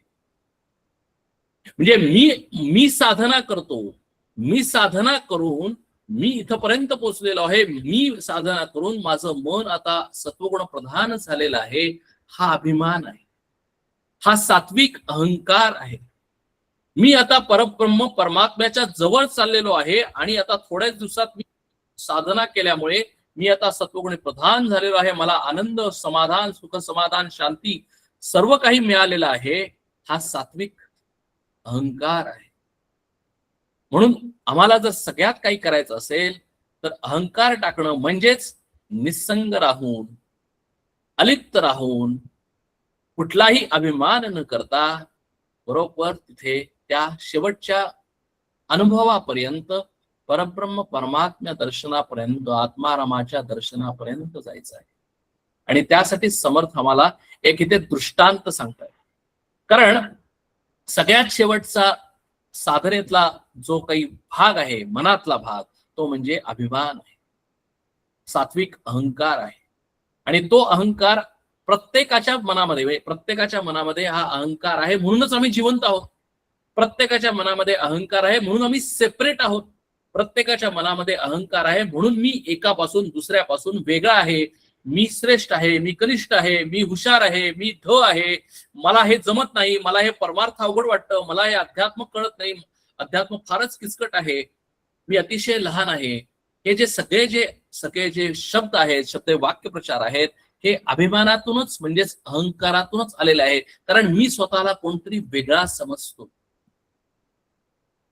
आणि वेगळा समजतो मी वेगळा कसा असेल, जर एखाद्यामध्ये कॉन्फिडन्स असेल तो म्हणेल की अरे मी साधना करतो आणि मी ते मिळवेन. आणि एखाद्यामध्ये कॉन्फिडन्स कमी असेल तर म्हणेल की नाही, संतांनी ते मिळवलं, आपला काही संबंध नाही, आपण प्रपंचातली माणसं. म्हणजे हाही अभिमान आहे आणि तोही अभिमान आहे. म्हणून इथे समर्थ आम्हाला एक छान दृष्टांत देतात. तो दृष्टांत जर आपण जर समजावून घेतला तर आम्हाला पूर्णपणे परमार्थ कळलं, पूर्णपणे मनाचे श्लोक, दासबोध आणि आत्माराम यांचं मर्म कळलं असं मी म्हणेन. हा जर दृष्टांत अतिशय काळजीपूर्वक ऐका आणि तो दृष्टांत पुरुषोत्तम मासानिमित्त आपण सगळ्यांनी तो आपल्या डोक्यावर धरून नुसतं त्याचं अनुकरण करूया. नुसतं तो समजून घेऊन उपयोग नाही, त्याचं अनुकरण करणं अतिशय महत्वाचं आहे. आता आपण दृष्टांत पाहू. समर्थ दृष्टांत सांगतात की जैसा सारीपाट खेळती, सारी एकाच्या मागोन आणती, खेळो बसता वाटून घेती, आपुल्याला श्रीराम. समर्थ म्हणतात आता अभिमानाचा अहंकाराचा किंवा अभिमानाचा त्याग का करणं आवश्यक आहे किंवा कशा पद्धतीने आम्ही केला पाहिजे याच्यासाठी आम्हाला हा दृष्टांत समर्थ सांगतात. काय म्हणतात, जैसा सारीपाट खेळती, म्हणजे आपण आता सध्या म्हणू की सारीपाट खेळतात, आपण म्हणू की सोंगट्या किंवा आपण हे म्हणू बुद्धिबळ, चेस. सारी एकाच्या मागून आणती. आम्ही काय केलं, शेजारच्या घरी गेलो, आमच्याकडे पाहुणे आलेले आहेत आणि आम्ही तो सारीपाट म्हणजे चेस किंवा बुद्धिबळ शेजारून मागून आणला. म्हणजे तो माझा आहे का, माझा सारीपाट नाही, माझा बुद्धिबळाचा बोर्ड नाही. मी काय केलं, तो बोर्ड मागून आणला आणि सोंगट्या मागून आणला. आणि आता काय करतो, खेळो बसता वाटून घेती आपुल्याला श्रीराम. आता समजा मी खेळायला चालू केलं, आम्ही काय म्हणतो की तू पांढऱ्या घे आणि मी काळ्या घे. म्हणजे चेसला 2 असतं, आपल्या सगळ्यांना माहिती आहे, पांढऱ्या सोंगट्या आणि काळ्या सोंगट्या. आता काय झालं, आम्ही खेळायला बसलो. नसताची अभिमान माथा, सारी मरिता परम व्यथा, डाव यथा सुख स्वार्था, दोघेही पडिले श्रीराम. आता बघा, आपण डोळ्यासमोर आणा की आपण खेळायला बसलेला रविवार आहे आणि आता बुद्धिबळ मागून आणलेला आहे आणि मी आता खेळायला लागलेलो आहे. खेळायला लागल्यानंतर ऑटोमॅटिकली मी खेळामध्ये समरस होतो. खेळामध्ये एखादा माझा उंट गेला की मला दुःख होतं, हत्ती गेल्यानंतर मला दुःख होतं, माझं प्याद गेल्यानंतर मला दुःख होतं आणि मी मोठ्या चेवाने खेळायला लागतो की अरे माझं प्याद मी कसं परत आणू, कसा मी माझा उंट परत आणू.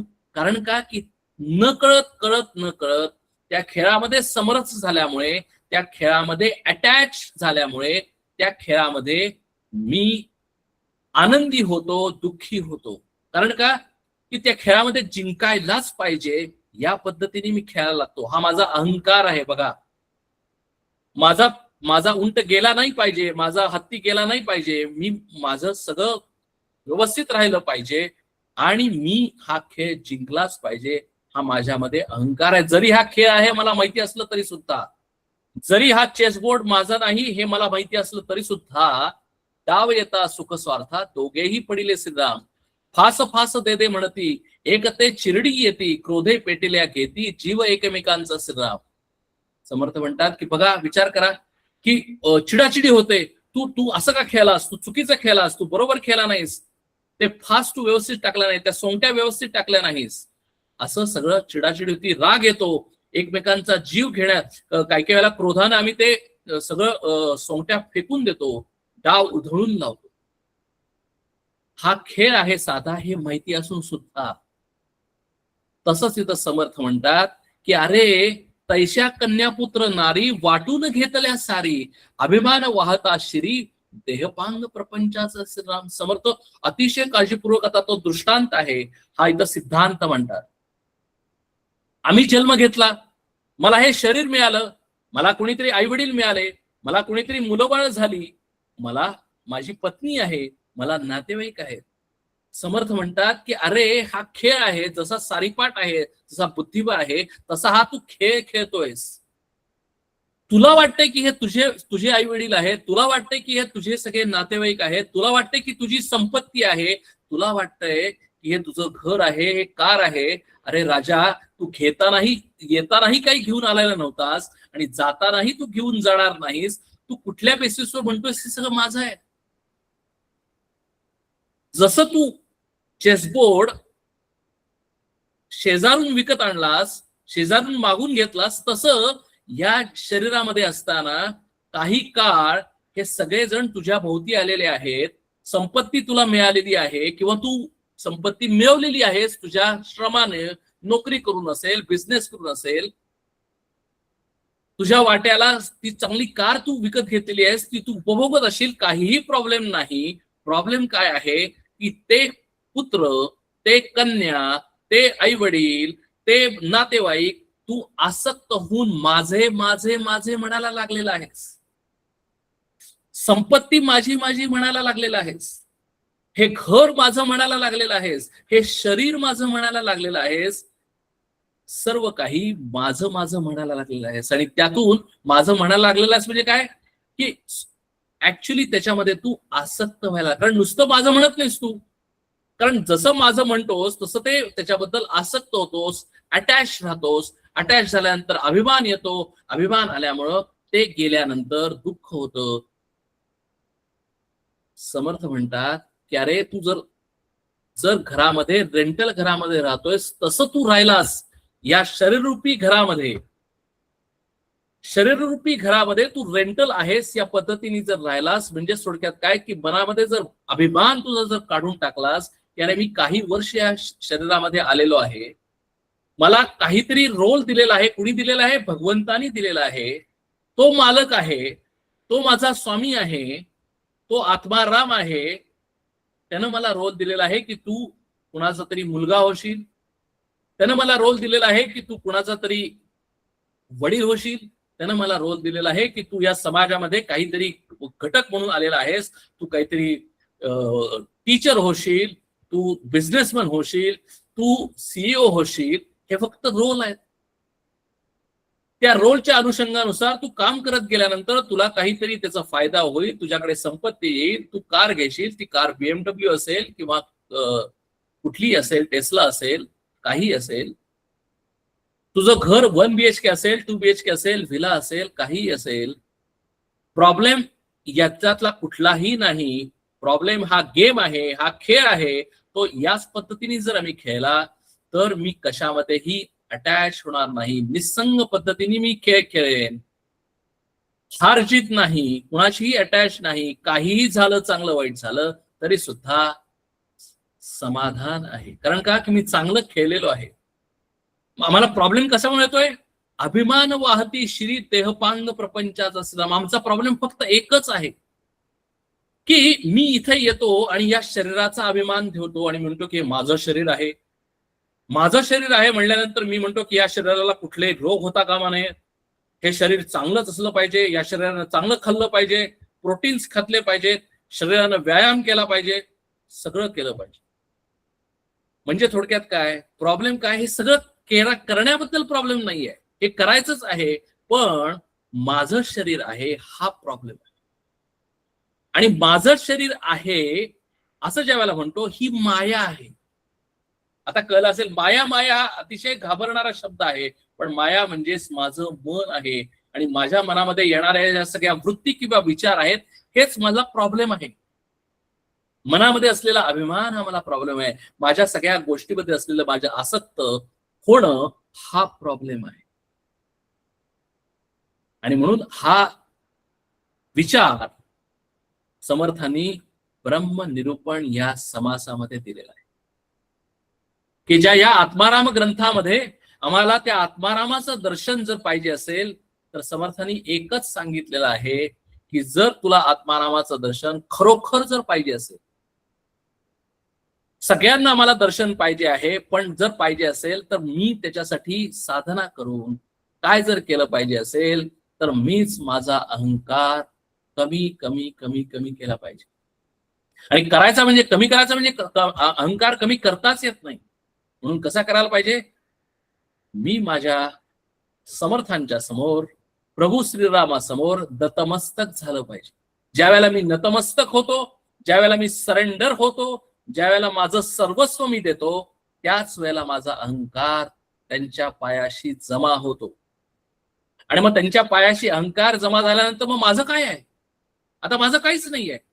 माझं शरीरही माझं नाही, माझ्या आवडीनिवडीही माझ्या नाहीत. There are no likes and dislikes. कुठल्याही डिझायर्स माझ्या नाहीत. म्हणजे मला काहीही मिळवायचं नाही, मला कुठल्याही इच्छा नाहीत, मला कुठल्याही वासना नाहीत, मला काहीही करायचं नाही. मग काय करायचं? एका जागेवर बसायचंय? नाही नाही. मी या शरीराचा उपयोग जे जे काही करेन ते मी तुझ्यासाठी करेन. म्हणजे काय करेन? म्हणजे एक समर्थांच्याच आयुष्यातली घडलेली गोष्ट आहे, शिवाजी महाराजांची गोष्ट आहे. शिवाजी महाराज म्हणे असे एक दिवशी समर्थांच्या पायाशी येतात आणि समर्थांना म्हणतात की आता मला नको, हे राज्य तुम्ही परत घ्या. आता मला राज्य करायचं नाही, सर्व तुम्ही परत घ्या. समर्थ म्हणतात ठीक आहे, दे माझ्या पायाशी सर्व, मला तू राज्य दे आता. आणि ते समर्थांच्या पायाशी राज्य ठेवल्यानंतर राजे परत फिरतात. राजे परत फिरल्यानंतर समर्थ त्यांना बोलवतात की आता तू ये परत, आणि जे तू मला दिलेलं होतंस ते तू आता घे आणि तू राज्य चालव. काय फरक पडला? फरक ऍटिट्यूड मध्ये पडला, फरक मनामध्ये पडला, फरक माइंडसेट मध्ये पडला. आता काय आहे? आता हे राज्य माझं नाही. मी कोण? मी या राज्याचा पाईक आहे. मी या राज्याचा आता स्वामी नाही, मी या राज्याचा सेवक आहे. हे राज्य कुणाचं आहे? राज्य समर्थांचं आहे. त्यामुळे मी काय करतोय? मला दिलेलं काम मी फक्त अलिप्तपणानं निसंग राहून मी हे काम करतोय, म्हणजेच मी राज्याचं काम करतोय. पूर्वी मी तेच करत होतो, आताही तेच करतोय. फरक काय? मनामध्ये फरक आहे. अर्जुन ज्यावेळेला पहिल्या अध्यायामध्ये म्हणतो की मी भीष्मांना मारणार, मी दुर्योधनाला मारणार, मी कौरवांना मारणार, मी द्रोणाचार्यांना मारणार, हे युद्ध मला जिंकलं पाहिजे, हा अभिमान आहे. आणि 18व्या अध्यायामध्ये तो म्हणतो की आता काय झालं, करिष्ये वचनं तव नष्टो मोह स्मृतिर्लब्ध्वा, माझा पूर्णपणे मोह नाहीसा झालेला आहे, मी आता मारणार नाही, मी युद्ध करणार नाही, मी द्रोणाचार्यांना मारणार नाही, मी भीष्माचार्यांना मारणार नाही. आता काय करणार, पूर्वी मी युद्ध करणार होतो, आता मी युद्ध करणार आहे, पण आता मी अर्जुन म्हणून युद्ध करणार नाही, मी तुझा सेवक म्हणून युद्ध करणार आहे. करिष्ये वचनं तव. काय झालं, फक्त अहंकार पडला, अभिमान पडला, निसंगता आली, सर्व काही जे अटॅचमेंट आहे ती गळून पडली. आता समोर माझे आजोबा आहेत, भीष्माचार्य आहेत का, गुरु आहेत, द्रोणाचार्य आहेत का, माझे बंधू आहेत, मला काहीही माहिती नाही. आता देर इज नो अटॅचमेंट. मी फक्त मला दिलेला जो रोल आहे, तो रोल की फक्त तू युद्ध करायचं, जिंकायचं का जिंकायचं नाही माझ्या हातात नाही, ते मला माहिती नाही. मी जिंकेन का मी मरेन मला माहिती नाही. जसं होईल तसं काहीही चालेल, कारण का की मी आता फक्त मला दिलेला रोल करतो आहे. मी दिलेला रोल म्हणजेच डिटॅच राहून, निसंग राहून मी मला दिलेला रोल करतोय. त्यामुळे कुठलीही अपेक्षा नाही, there is no expectation at all. आणि कुठलीही अपेक्षा नसल्यामुळे त्यावेळेला ते मन कसं असेल, त्यावेळेला मन अतिशय शांत असेल, ते मन अतिशय शुद्ध असेल, त्या मनामध्ये कुठलेही विकार नाही. कारण का की ज्या वेळेला मी युद्ध करणार त्यावेळेला जर युद्ध मी जिंकलो तर मी आनंदी सुखी, जर मी युद्ध हरलो तर मी दुःखी. बघा, म्हणजे या सगळ्या ज्या काम, क्रोध, मद, मोह, मत्सर हे सगळे विकार कशामुळे निर्माण होतात, तर एकाच गोष्टीमुळे निर्माण होतात की त्या अभिमानामुळे, अहंकारामुळे निर्माण होतात. समर्थांनी आम्हाला ही युक्ती सांगितलेली आहे. ही युक्ती जर आम्ही केली की अरे हे this life is like a roller coaster ride, this life is like a game.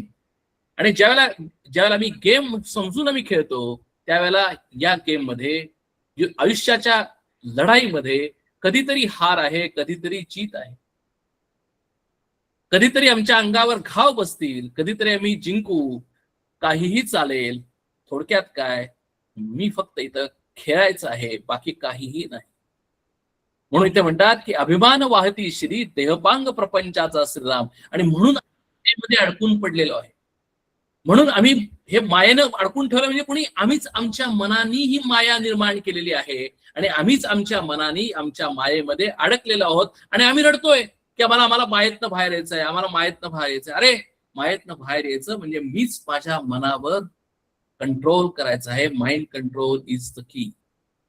म्हणजे काय, तर माइंड कंट्रोल जर करायचा असेल तर माझ्या मनातला अभिमान, अहंकार हा गळून पडला पाहिजे. आणि गळून पडण्यासाठी दुसरं कुठलंही कारण, दुसरं कुठलंही ठिकाण नाही. श्रद्धेनं मी माझ्या सद्गुरूंच्या पुढे, समर्थांच्या पुढे, आराध्यापुढे, प्रभू श्रीरामापुढे नतमस्तक होणं.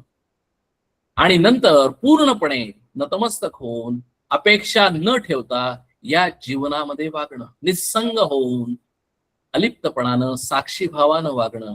असं जर आम्ही वागायला लागलो तर पहा आमचं आयुष्य किती सहज सुखर होईल, आमचं आयुष्य किती सिंपल होईल.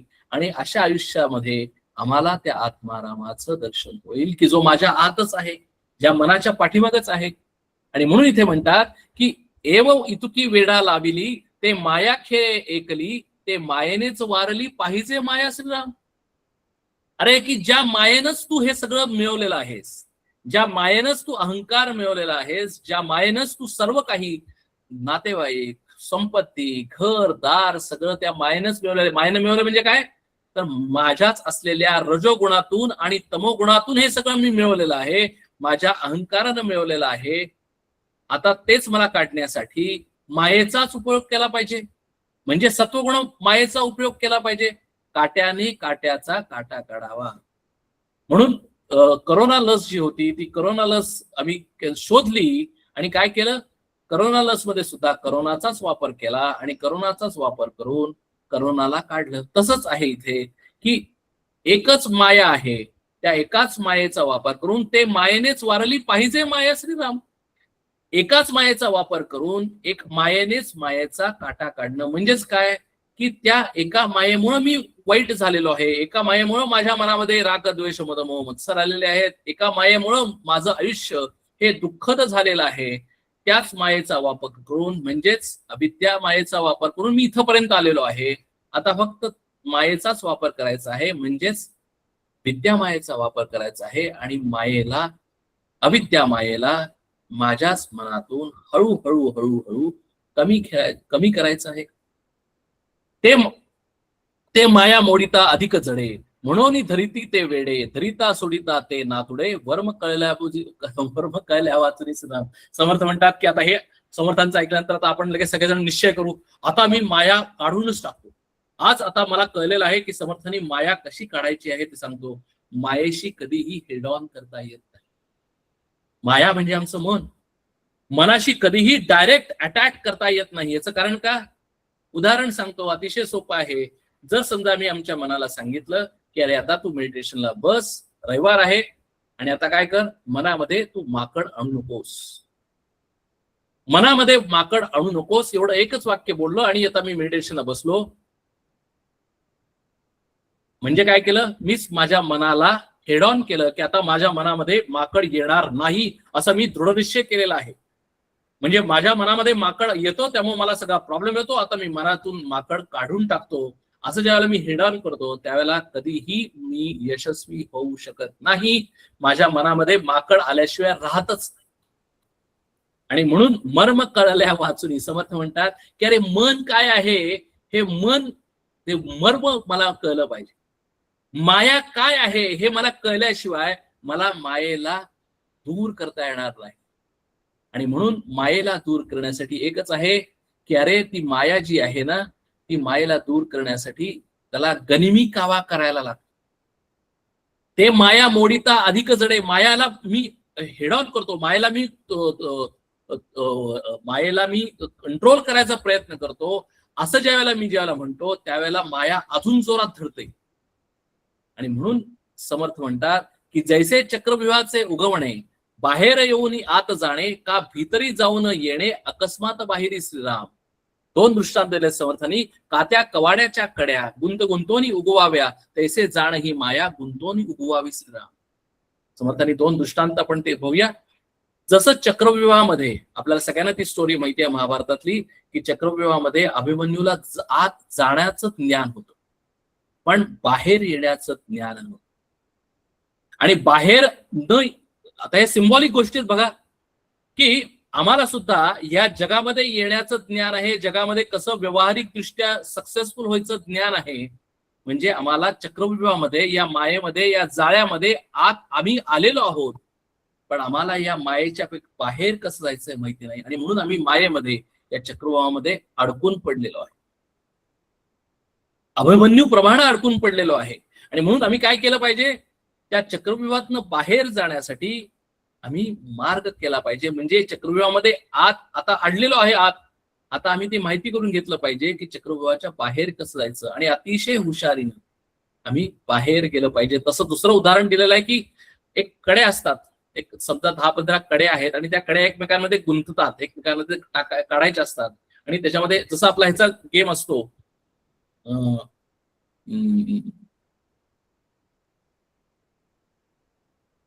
षटकोनी वेगवेगळ्या कलरचं ते असतो, हा रुबिक क्यूब जसा असतो तसं तो बेसिकली आम्ही ते वेगवेगळ्या पद्धतीने हे करून ते रुबिक क्यूब सोडवायला लागतो. तसंच या वेगवेगळ्या कड्या असतात, त्या कड्या एकमेकांमध्ये गुंतलेल्या असतात, त्या एकमेकांच्या गुंतलेल्या कड्या सोडवणं हा दुसरा गेम समर्थन इथं उदाहरण म्हणून घेतलेला आहे. जसं कड्या घालता येतात तसं कड्या काढताही येतात. जसं चक्रव्यूहामध्ये आत जाता येतं तसं चक्रव्यूहाच्या बाहेर यावं लागतं.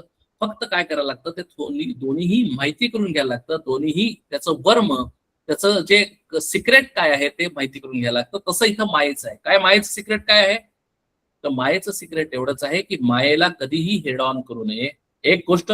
दुसरी गोष्ट, मायेला माता समजून हळूहळू मायेशी सख्य करून हळूहळू रजोगुण आणि तमोगुण कमी करून म्हणजेच सत्वगुण प्रधान माया वाढवून म्हणजेच विद्या माया करून आम्ही विद्यामायेला म्हणजे सत्वगुण प्रधान मायेला वर्धन करून म्हणजेच उपासना करून साधना करून त्या देवतेला प्राप्त करून त्या मायेच्या साह्यानं त्या भगवंताच्या जवळ जा, म्हणजे तिच्याशीच मैत्री करून बघा की तीच माया आम्हाला बंधनात टाकते.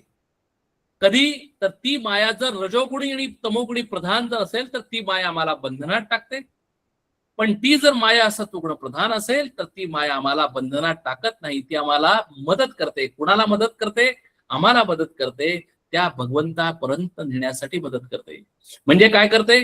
जी आम्ही साधना करतो ती साधना कुठली असेल, पूजा असेल, अर्चना असेल, अभंग असेल, कीर्तन असेल, नवविधा भक्ती असेल, निष्काम कर्मयोग असेल, योग असेल, ज्ञान असेल, काही असेल, ज्या वेळेला माझे सर्व पद्धतीने जर मी साधना करतो त्यावेळेला मी काय करतो तर माझं सत्वगुण प्रधान मन होतं आणि माझ्या मनामध्ये विद्यामाया वर्धन पावते. आणि विद्यामाया काय करते? ती विद्यामायेचं मी सख्य करून तिचा हात धरून ती मला भगवंतापर्यंत घेऊन जाते. म्हणजे काय करते? तीच मला शेवटच्या पायरीला, आपण नेहमी दृष्टांत देतो कुठला तर पोल वॉल्ट गेम आहे. पोल वॉल्ट गेम केल्यानंतर मला उंच उडी मारायची आहे, उंच उडी मारल्यानंतर मला बांबू घ्यायला लागतो आणि शेवटी तो बांबूचा उपयोग करूनच मी उंच उडी मारतो आणि उंच उडी मारल्यानंतर पलीकडे जाण्यासाठी मला बांबू सोडायला लागतो. तसं विद्यामायेचा हात धरून बांबूनं मी, म्हणजे बांबू म्हणजे विद्यामाया, विद्यामायेचा हात धरून बांबूनं मी उंच उडी मारलेली आहे. आता त्या विद्यामायेलाच मी विनवणी करतो की आता तू मला त्या भगवंतापर्यंत घेऊन जा. म्हणजे सत्वगुण सुद्धा मी सोडतो आणि त्या सत्वगुणाच्या पलीकडे असलेल्या परब्रह्म परमात्म्याला, आत्मारामाला मी भेटतो. म्हणजे मी पलीकडे उडी मारतो. माया कैशी झाडावी, झाडोनी तोडोनी कैशी टाकावी, येथे विचारे पहावी, नाथलीच ती श्रीराम. आणि म्हणून इथं समर्थ वैदिक वेदांमध्ये असलेला, वेदांतामध्ये असलेला दृष्टांत सांगतात की अरे माया कशी टाकावी, कारण ती माया नाहीच आहे. सा माया, ती माया म्हणली तर आहे, म्हणली तर नाही. म्हणलं तर मग आम्ही बंधनात आहोत, म्हणलं तर आम्ही मुक्त आहोत. म्हणलं तर आमच्याकडे सत्वगुण, रजोगुण, तमोगुण आहेत, पण म्हणलं तर आमच्याकडे काहीही नाही, कुठलंही मनही नाही. म्हणजे काय आहे तर ती माया आहेही आणि नाहीही. ज्या वेळेला माया आहे त्यावेळेला मी या ज्या वेळेला आपण दृष्टांत देतो, हा नेहमी दरवेळेला आपण खूप वेळेला दिलेला हा दृष्टांत, मी हा परत दृष्टांत घेतो. माया म्हणजे नाही हे कसं समजायचं तर आपण शेवटचा दृष्टांत हा वेदांतामधला रज्जू सर्प न्याय. आपल्या सगळ्यांना माहिती आहे की थोडासा अंधार असेल आणि त्या अंधारामध्ये पूर्णपणे प्रकाश नाही, पूर्णपणे डार्क अंधार नाही, संधी प्रकाश आहे. आणि त्या संधी प्रकाशामध्ये एक दोरी पडलेली आहे, दोरी पडलेली आहे. आणि दोरी पडलेली, खरं दोरी निश्चल आहे, दोरी हलणारी नाही, पण तरी सुद्धा ती दोरी वेडी वाकडी पडलेली आहे. आणि मला त्या अंधारामध्ये ज्ञान होत नाही, कळत नाही, त्या प्रकाश नसल्यामुळे की अरे ही दोरी नाही, मला असं वाटतं की तो साप आहे. आणि तो साप आहे म्हणल्यानंतर माझ्या मनामध्ये भयकंपनादी उठतं, मी मोठ्यांदा ओरडतो साप साप साप साप साप. माझ्या मनामध्ये भीती येते, माझ्या हातापायातून घाम येतो, मला माझे हातपाय हालायला लागतात, थरथरायला लागतात. कारण का की मला त्या सापाची भीती वाटते, नसलेल्या सापाची भीती वाटते. आणि हेच ऍक्च्युली सांगण्यासाठी हा दृष्टांत आहे. माया आम्हाला, माया म्हणजे ही ह्या सापासारखी आहे. ब्रह्म सत्यम जगन मिथ्या असं ज्याला म्हणलेलं जातं, तर ती माया ही सापासारखी आहे, म्हणजे खोटी आहे. म्हणजे काय, ती आम्हाला जर तिचा जर आम्ही विचार केला तर ती नसल्यासारखीच आहे. ज्या वेळेला ज्ञान होतं, ज्या वेळेला त्या आत्मारामाचं ज्ञान होतं, आत्माराम कसा आहे, माझं परब्रह्म आतच असलेलं कसं आहे, आणि परब्रह्म आणि माया म्हणजे माझं मन यांचं रिलेशन काय आहे, माझ्या मनामध्ये असलेल्या वृत्ती वेगवेगळ्या कशा आहेत, कशा पद्धतीने माझ्या मनामध्ये रजोगुण, तमोगुण आणि सत्वगुण आहेत, कशामुळे मी या सगळ्या विषयांना चिकटून राहिलेलो आहे आणि कशा पद्धतीने माझ्या आयुष्यामध्ये सुखदुःखादी क्षण येतात, हे सर्व ज्या वेळेला मला ज्ञान होतं त्यावेळेला काय होतं, तर त्याच वेळेला कुणीतरी एक सद्गुरू येतो आणि इथे प्रकाश देतो, म्हणजे टॉर्च देतो, आणि त्या प्रकाशामध्ये मला ज्ञान होतं की अरे हा इथं साप नाही आणि साप नाही, आणि कोण आहे तर दोरी आहे. ज्या वेळेला मला अधिष्ठानाचं ज्ञान होतं, जोपर्यंत मला अधिष्ठानाचं ज्ञान होत नाही तोपर्यंत माझ्या मनामध्ये भयकंपनादी आहेत, मला तो दोरी साप वाटते आहे. तसंच या संसारामध्ये मला येऊन हे माझं म्हणून माझ्या अभिमानानं अहंकारानं काय झालेलं आहे, तर माझ्या मनामध्ये या संसाराबद्दल भीती निर्माण होते, मी दुःख करायला लागतो, माझ्या मनामध्ये चिंता निर्माण होते, अनसर्टन्टी निर्माण होते, माझ्या मनामध्ये टेन्शन्स निर्माण होतात. हे सगळं मी माझं स्वतःच आहे अभिमानानं मी धरून ठेवतो. हे माझं घर, ही माझा बंगला, ही माझे आई वडील, माझी मुलं बाळ, माझी संपत्ती, हे सगळं माझं असं गृहीत करतो, आणि त्यामुळे ते कुणीतरी चोरून घेईल का काय, ते जाईल का काय, याच्या भीतीनं मी दुःखी होतो. ज्या वेळेला मला अधिष्ठानाचं ज्ञान होतं, ज्या वेळेला मला परब्रह्माचं ज्ञान होतं, म्हणजेच मला ते परब्रह्म काय आहे हे कळतं, त्यावेळेला मला माझ्या मनामधली माया पूर्णपणे निराश होते.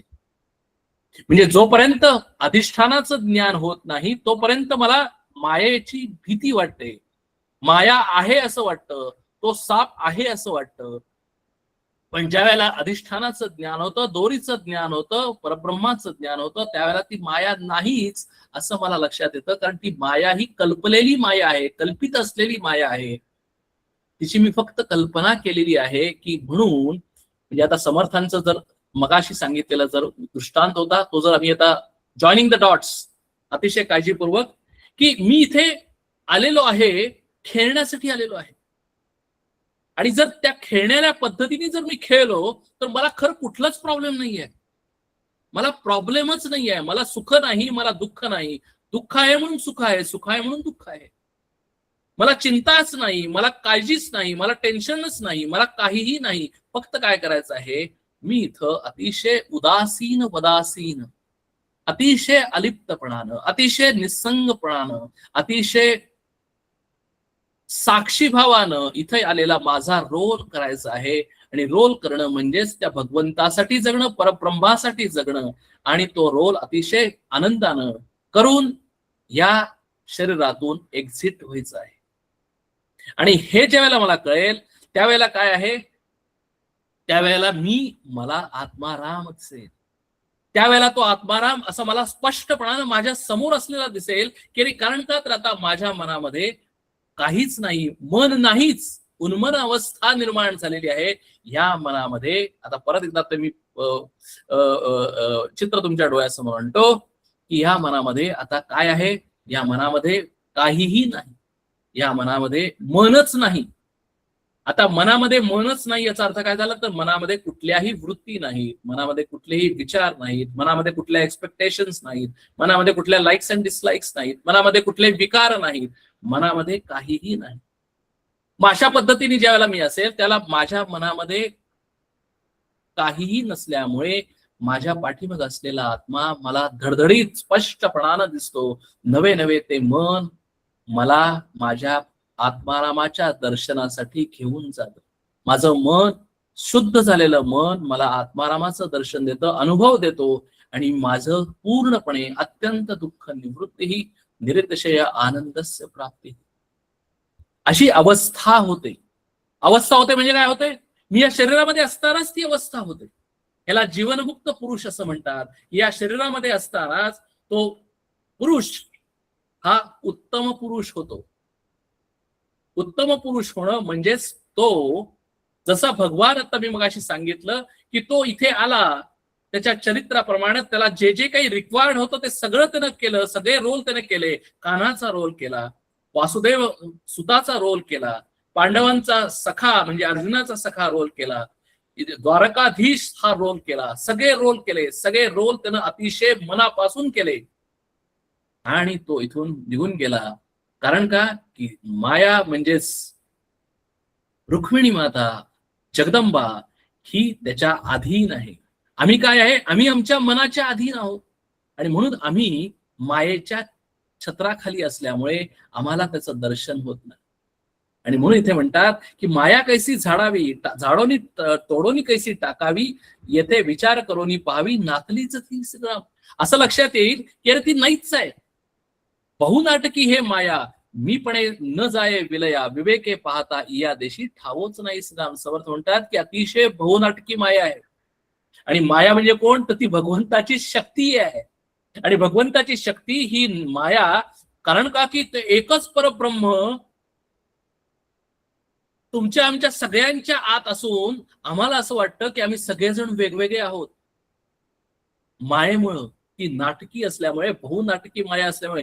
अरे त्या पशुपक्ष्यांच्या मध्ये सुद्धा, त्या शरीरामध्ये सुद्धा तो आहे, पण आम्हाला ते पशुपक्षी आमच्यापासून वेगळे वाटतात. कारण का की आम्ही शरीराने पाहतो, आम्ही आत असलेल्या ब्रह्मानी, परब्रह्मानी, आत्मारामाला पाहत नाही. वर्म हेची माया माईक, याचा करावा विवेक. म्हणून समर्थ म्हणतात की विवेक करावा, विचार करावा. विवेक केलिया अनेक, एकी मुरे श्रीराम. एकी अनेक आटले, एक पण अनेका सवे गेले, उपरी जे निसंग उरले, ते स्वरूप तुझे श्रीराम. अरे ज्या वेळेला सगळे वेगळेपण आहे, नानात्व, विविधत्व, अनेकत्व जे तुला दिसतंय या सृष्टीमध्ये वेगवेगळ्या शरीरांच्या अनुषंगानं, ते ज्या वेळेला एकटेपण जाईल, त्याच वेळेला तुला आत्मारामाचं दर्शन होईल. ज्या वेळेला ते उपरी जे निसंग उरले, ते स्वरूप तुझे श्रीराम. परत दृष्टांत देतो तो. हा दृष्टांत आपण खूप वेळेला पाहिलेला आहे, पण हा दृष्टांत आपल्याला आता लक्षात येईल की माती आणि घट. ज्यावेळेला आम्ही माती पाहतो आणि घट पाहतो, त्या घटाला वेगळं अस्तित्व आहे का? घटाला वेगळं अस्तित्व नाही. का? तर त्या घटामध्ये माती आहे. मातीपासून घट झालेला आहे का घटापासून माती आहे? तर शास्त्र असं सांगतं की घट हा मातीपासून तयार झालेला आहे. आणि जर घट मातीपासून तयार झालेला असेल तर घटापासून माती वेगळी आहे का? तर माती वेगळी नाहीच. म्हणजे तो परब्रह्म परमात्मा आमच्यापासून वेगळा आहे का? आमच्यापासून वेगळा नाही. तो कुठे आहे? आमच्यामध्येच आहे. म्हणजे घटामध्ये जसं माती आहे तसं आमच्यामध्ये सुद्धा तो परमात्मा आहे. मग आता आम्ही घट बघायचा का माती बघायची? जर घट पाहिला तर मी मायेच्या अधीन आहे, मी शरीराच्या अधीन आहे, मी शरीराला पाहतो आहोत, म्हणून आम्ही त्या घटाला पाहतो आहोत. घटाचा वेगवेगळा आकार पाहतो आहोत. म्हणजे आम्ही काय करतो? आमच्या सगळ्यांचे आकार पाहतो. कुणी स्त्री असेल, कुणी पुरुष असेल, कुणी पशु असेल, कुणी पक्षी असेल, कुणी ब्राह्मण असेल, कुणी वेगळ्या जातीचा असेल, कुणी अमेरिकन असेल, कुणी इंडियन असेल. आम्ही घट पाहतोय. जर आम्हाला आत्मारामाचं दर्शन जर पाहायचं असेल तर त्या घटाच्या आत असलेली घट तर पाहतोच आहे. चर्मचक्षुनी आम्ही घट पाहतोय, पण ज्ञानचक्षुनी घटामध्ये असलेली माती पाहतोय, कंटेंट पाहतोय. बघा, घटामध्ये असलेलं कंटेंट काय आहे? माती आहे. आम्ही काय पाहतो? ज्ञानचक्षुनी माती पाहतोय. म्हणजे पाहतोय चर्मचक्षुनी घट, पण ज्ञानचक्षुनी आत असलेली माती पाहतोय. आणि जर मातीच्या अनुषंगाने जर पाहिलं तर घटामध्ये फरक आहे का? काहीच नाही. वरून जरी आम्ही नानात्व, अनेकत्व, विविध असलेले घट पाहिले, पण जरी आमच्या ज्ञान दृष्टीनं, विचारांनी, विवेकाने जर आम्ही जाणून घेतलं तर अरे प्रत्येक घटामध्ये माती आहे, माती व्यतिरिक्त काहीच नाही. त्यावेळेला आम्हाला लक्षात येईल की अरे तो आत्मा सगळ्यांच्याकडे एकच आहे. दुसरं उदाहरण, लाटा आणि पाणी. जरी आम्ही लाटाला वेगवेगळं अस्तित्व आहे का? अस्तित्व आहे, कारण लाट वेगळी आहे, मोठी आहे, लहान आहे, बुडबुडे आहेत, तरंग आहेत.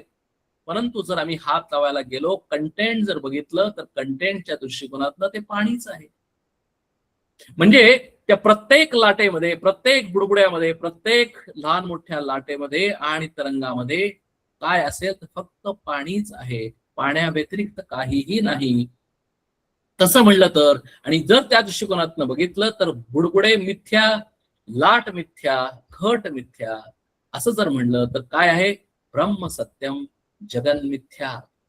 मिथ्या म्हणजे खोटं नाही, मिथ्या म्हणजे ज्याला उत्पत्ती आहे, स्थिती आहे, लय आहे, ज्याच्यामध्ये विकार आहेत, ज्याच्यामध्ये चेंज होतो, ते जे सगळं जे आहे ते सगळं मिथ्या आहे. मग आम्हाला काय घ्यायचं आहे? आम्हाला फक्त आमच्या आत असलेलं बघा. म्हणजे आम्हाला शरीर वेगवेगळे दिसत आहेत, कबूल. डोळ्यांनी शरीर दिसत आहेत, डोळ्यांनी आम्हाला वेगवेगळे नानात्व, अनेकत्व, विविध दिसतंय, आणि म्हणून तर आम्हाला आनंद येतो. अदरवाईज आमचं वर्ल्ड मोनोटोनच झालं असतं. आणि म्हणून खेळत असताना, या जगामध्ये जगत असताना, या आयुष्यामध्ये जीवनामध्ये जगत असताना जरी मी अनुभव घेत असतो नानात्व अनेकत्व विविधतेचा, माझ्या आयुष्यामध्ये कार असेल, संपत्ती असेल, वेगवेगळे नातेवाईक असतील, आई वडील असतील, सर्व काही आहे, मी नोकरी करतोय, मी बिझनेस करतोय, मी भारतात राहतोय, कुठेही राहत असेल, सगळं काही करतोय, पण जसा सारीपाटाचा बुद्धिबळाचा खेळ खेळतोय तशा पद्धतीने मी खेळतोय. नानात्व अनेकत्व त्याचा आस्वाद घेतोय, परंतु आत मनामध्ये ठाम आहे की मी कोण आहे, मी कोण आहे, मी कोण आहे. जसा नट ज्या वेळेला नाटकामध्ये भाग घेतो त्याला तो कधीही विसरत नाही की मी फक्त हा रोल घेतलेला आहे, आणि तो हुबेहूब तो रोल करतो, आणि तो पहिला अंक, दुसरा अंक, तिसरा अंक करतो, आणि तिसऱ्या अंकामध्ये आनंदाने एक्झिट करतो. तसं आम्ही सुद्धा रोल घेतलेला आहे, पहिला रोल, दुसरा रोल, तिसरा रोल, पहिला अंक, दुसरा अंक, तिसरा अंक. पहिला अंक म्हणजे आमचं बालपण होतं, दुसरा अंक म्हणजे आमचं तरुणपण, गृहस्थाश्रम होतं, आणि तिसरा अंक म्हणजे आमचा वृद्धाश्रम किंवा नंतर असलेलं जे वृद्ध झाल्यानंतर असलेलं आमचं जे रोल आहे तो. आणि एका दिवशी आम्हाला इथून या शरीरातून जायचं आहे. म्हणजे थोडक्यात काय की आम्ही हे जे सगळं जे आहे हे नाटक आहे. नाटक हा नाटकामध्ये आम्हाला प्रत्येकाला जो रोल दिलेला आहे तो आम्ही रोल करायचा आहे, आणि या नाटकातून एक्झिट करायचं आहे.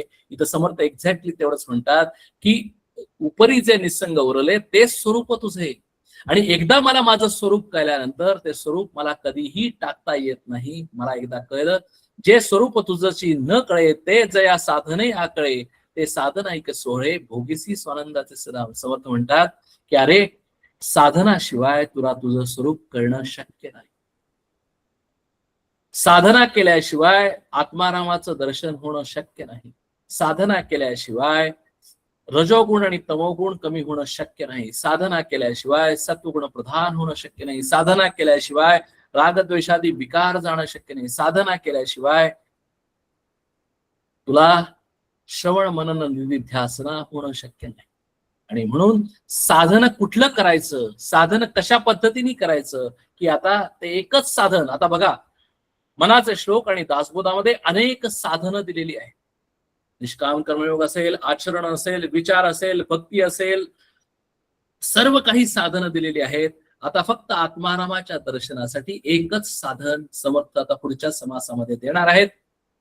ते साधन केल्याशिवाय, ते एकच साधन केल्याशिवाय आम्हाला आत्मारामाचं दर्शन होत नाही. अर्जुनाचं सुद्धा तेच म्हणणं होतं की मला तू एकच साधन सांग, हे कर, ते कर, ते कर, ते कर, ते कर सांगू नकोस. ते एकच साधन केल्यानंतर मला तुझं दर्शन होईल. ते कसं दर्शन होईल ते समर्थ आपल्याला पुढच्या समासामध्ये सांगणार आहेत. इतिश्री आत्माराम सांगिजेल पुढे साधन वर्म, जेणे भिन्नत्वाचा भ्रम तुटवणी जायस. समर्थ म्हणतात की अशी मी तुम्हाला आता एक साधना सांगेन की ती साधना केल्यानंतर आम्हाला दिसताना, डोळ्यांना दिसताना, चर्मचक्षुंनी दिसताना भिन्नत्व दिसेल, नानात्व अनेकत्व विविधत्व दिसेल. म्हणजे काय, वेगवेगळे घट दिसतील, वेगवेगळी माणसं दिसतील, स्त्री दिसेल, पुरुष दिसेल, वेगवेगळे देशाचे नागरिक दिसतील, पशुपक्षी दिसेल, नानात्व अनेकत्व भिन्नत्व दिसेल. परंतु अनुभव घेताना मनातून आत एकत्वाचा अनुभव येईल.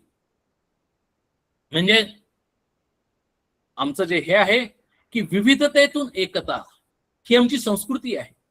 विविधतेतून एकता कशी प्राप्त होईल ही साधना आम्हाला समर्थ पुढच्या समासामध्ये सांगणार आहेत. ती साधना आपण पुढच्या रविवारी पाहू. आज आता आपण इथेच थांबू. हरिओम तसंच. अशा पद्धतीने आपला हा समास, तिसरा समास या ठिकाणी पूर्ण होतो. दादा प्रार्थना म्हणू. हो म्हणू. कल्याण करी राम राया देव राया, कल्याण करी राम राया. जनहित विवरी, जनहित विवरी, जनहित विवरी, कल्याण करी राम राया.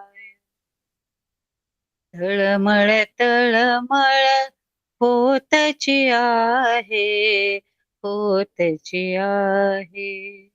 हे जन हाती धरी दयाळा, हे जन हाती धरी दयाळा, कल्याण करी राम राया. अपराधी जन चुकतच गेले, चुकतच गेले. तुझा तुझी सावरी दयाळा, तुझा तुझी सावरी दयाळा, कल्याण करी राम राया. कठीण त्यावरी कठीणच झाले, कठीणच झाले. आता न दिसे उरे दयाळा, आता न दिसे उरे दयाळा, कल्याण करी राम राया. कुठे जावे काय करावे, काय करावे. आरंभिली बोहली दयाळा, आरंभिली बोहली दयाळा, कल्याण करी राम राया. दास म्हणे आम्ही केले पावलो, केले पावलो. दयेसी नाही सरी दयाळा, दयेसी नाही सरी दयाळा, कल्याण करी राम राया. देवराया कल्याण करी राम राया. जनहित विवरी, जनहित विवरी, जनहित विवरी, कल्याण करी राम राया. कल्याण करी राम राया, कल्याण करी राम राया. जय जय रघुवीर समर्थ. छान. नेहमीप्रमाणे मी लाईन्स ओपन केलेले आहेत, ऑडिओ आणि व्हिडिओ अनम्यूट करून. काही जर शंका असतील, काही क्वेश्चन्स असतील, काही कमेंट्स असतील तर आपण करू.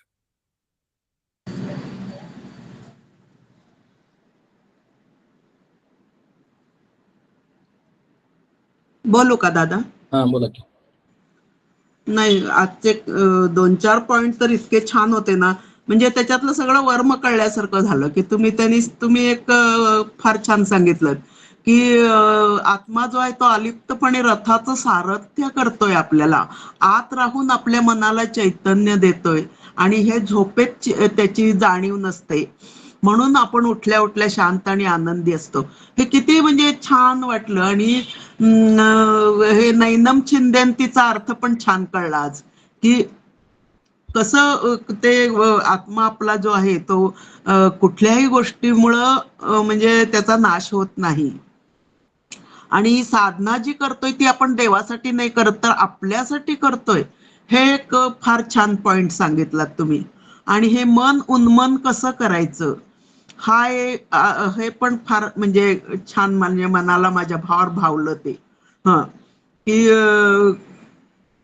मायेचा अनुभव मायेनच कसा घ्यायचा, मायेचीच मदत घेऊन आपण कसं, तुम्ही बांबूचं उदाहरण दिलं की आपण कसं हे व्हायचं, म्हणजे मायेचाच हात धरून किंवा त्याचीच हे करून आपण उंच उडी घेऊन कसं पुढे जायचं, आणि ही साधना म्हणजे काय, हे सगळं फार सुंदर कळलं. आणि तुम्ही हे पण पॉइंट फार छान सांगितलात की मायेला कधी हेड ऑन करायचं नाही, त्याला आई समजायचं, आणखीन त्याच्यापासून विद्या मायेचा हात धरून आपले सत्वगुण वाढवून आपल्याला बंधनातनं मुक्त व्हायचं. आणि चक्रव्यूह आणि कड्यांचं उदाहरण तर फार छान. आणि त्याच्यात अजून एक शब्द तुम्ही फार छान वापरला, गनिमी कावा, म्हणजे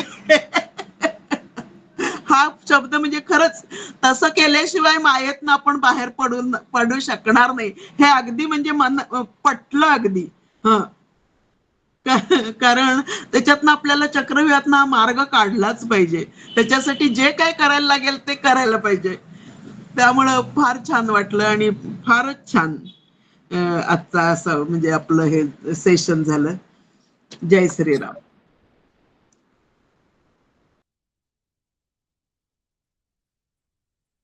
अजून काही कोणाला काही क्वेश्चन?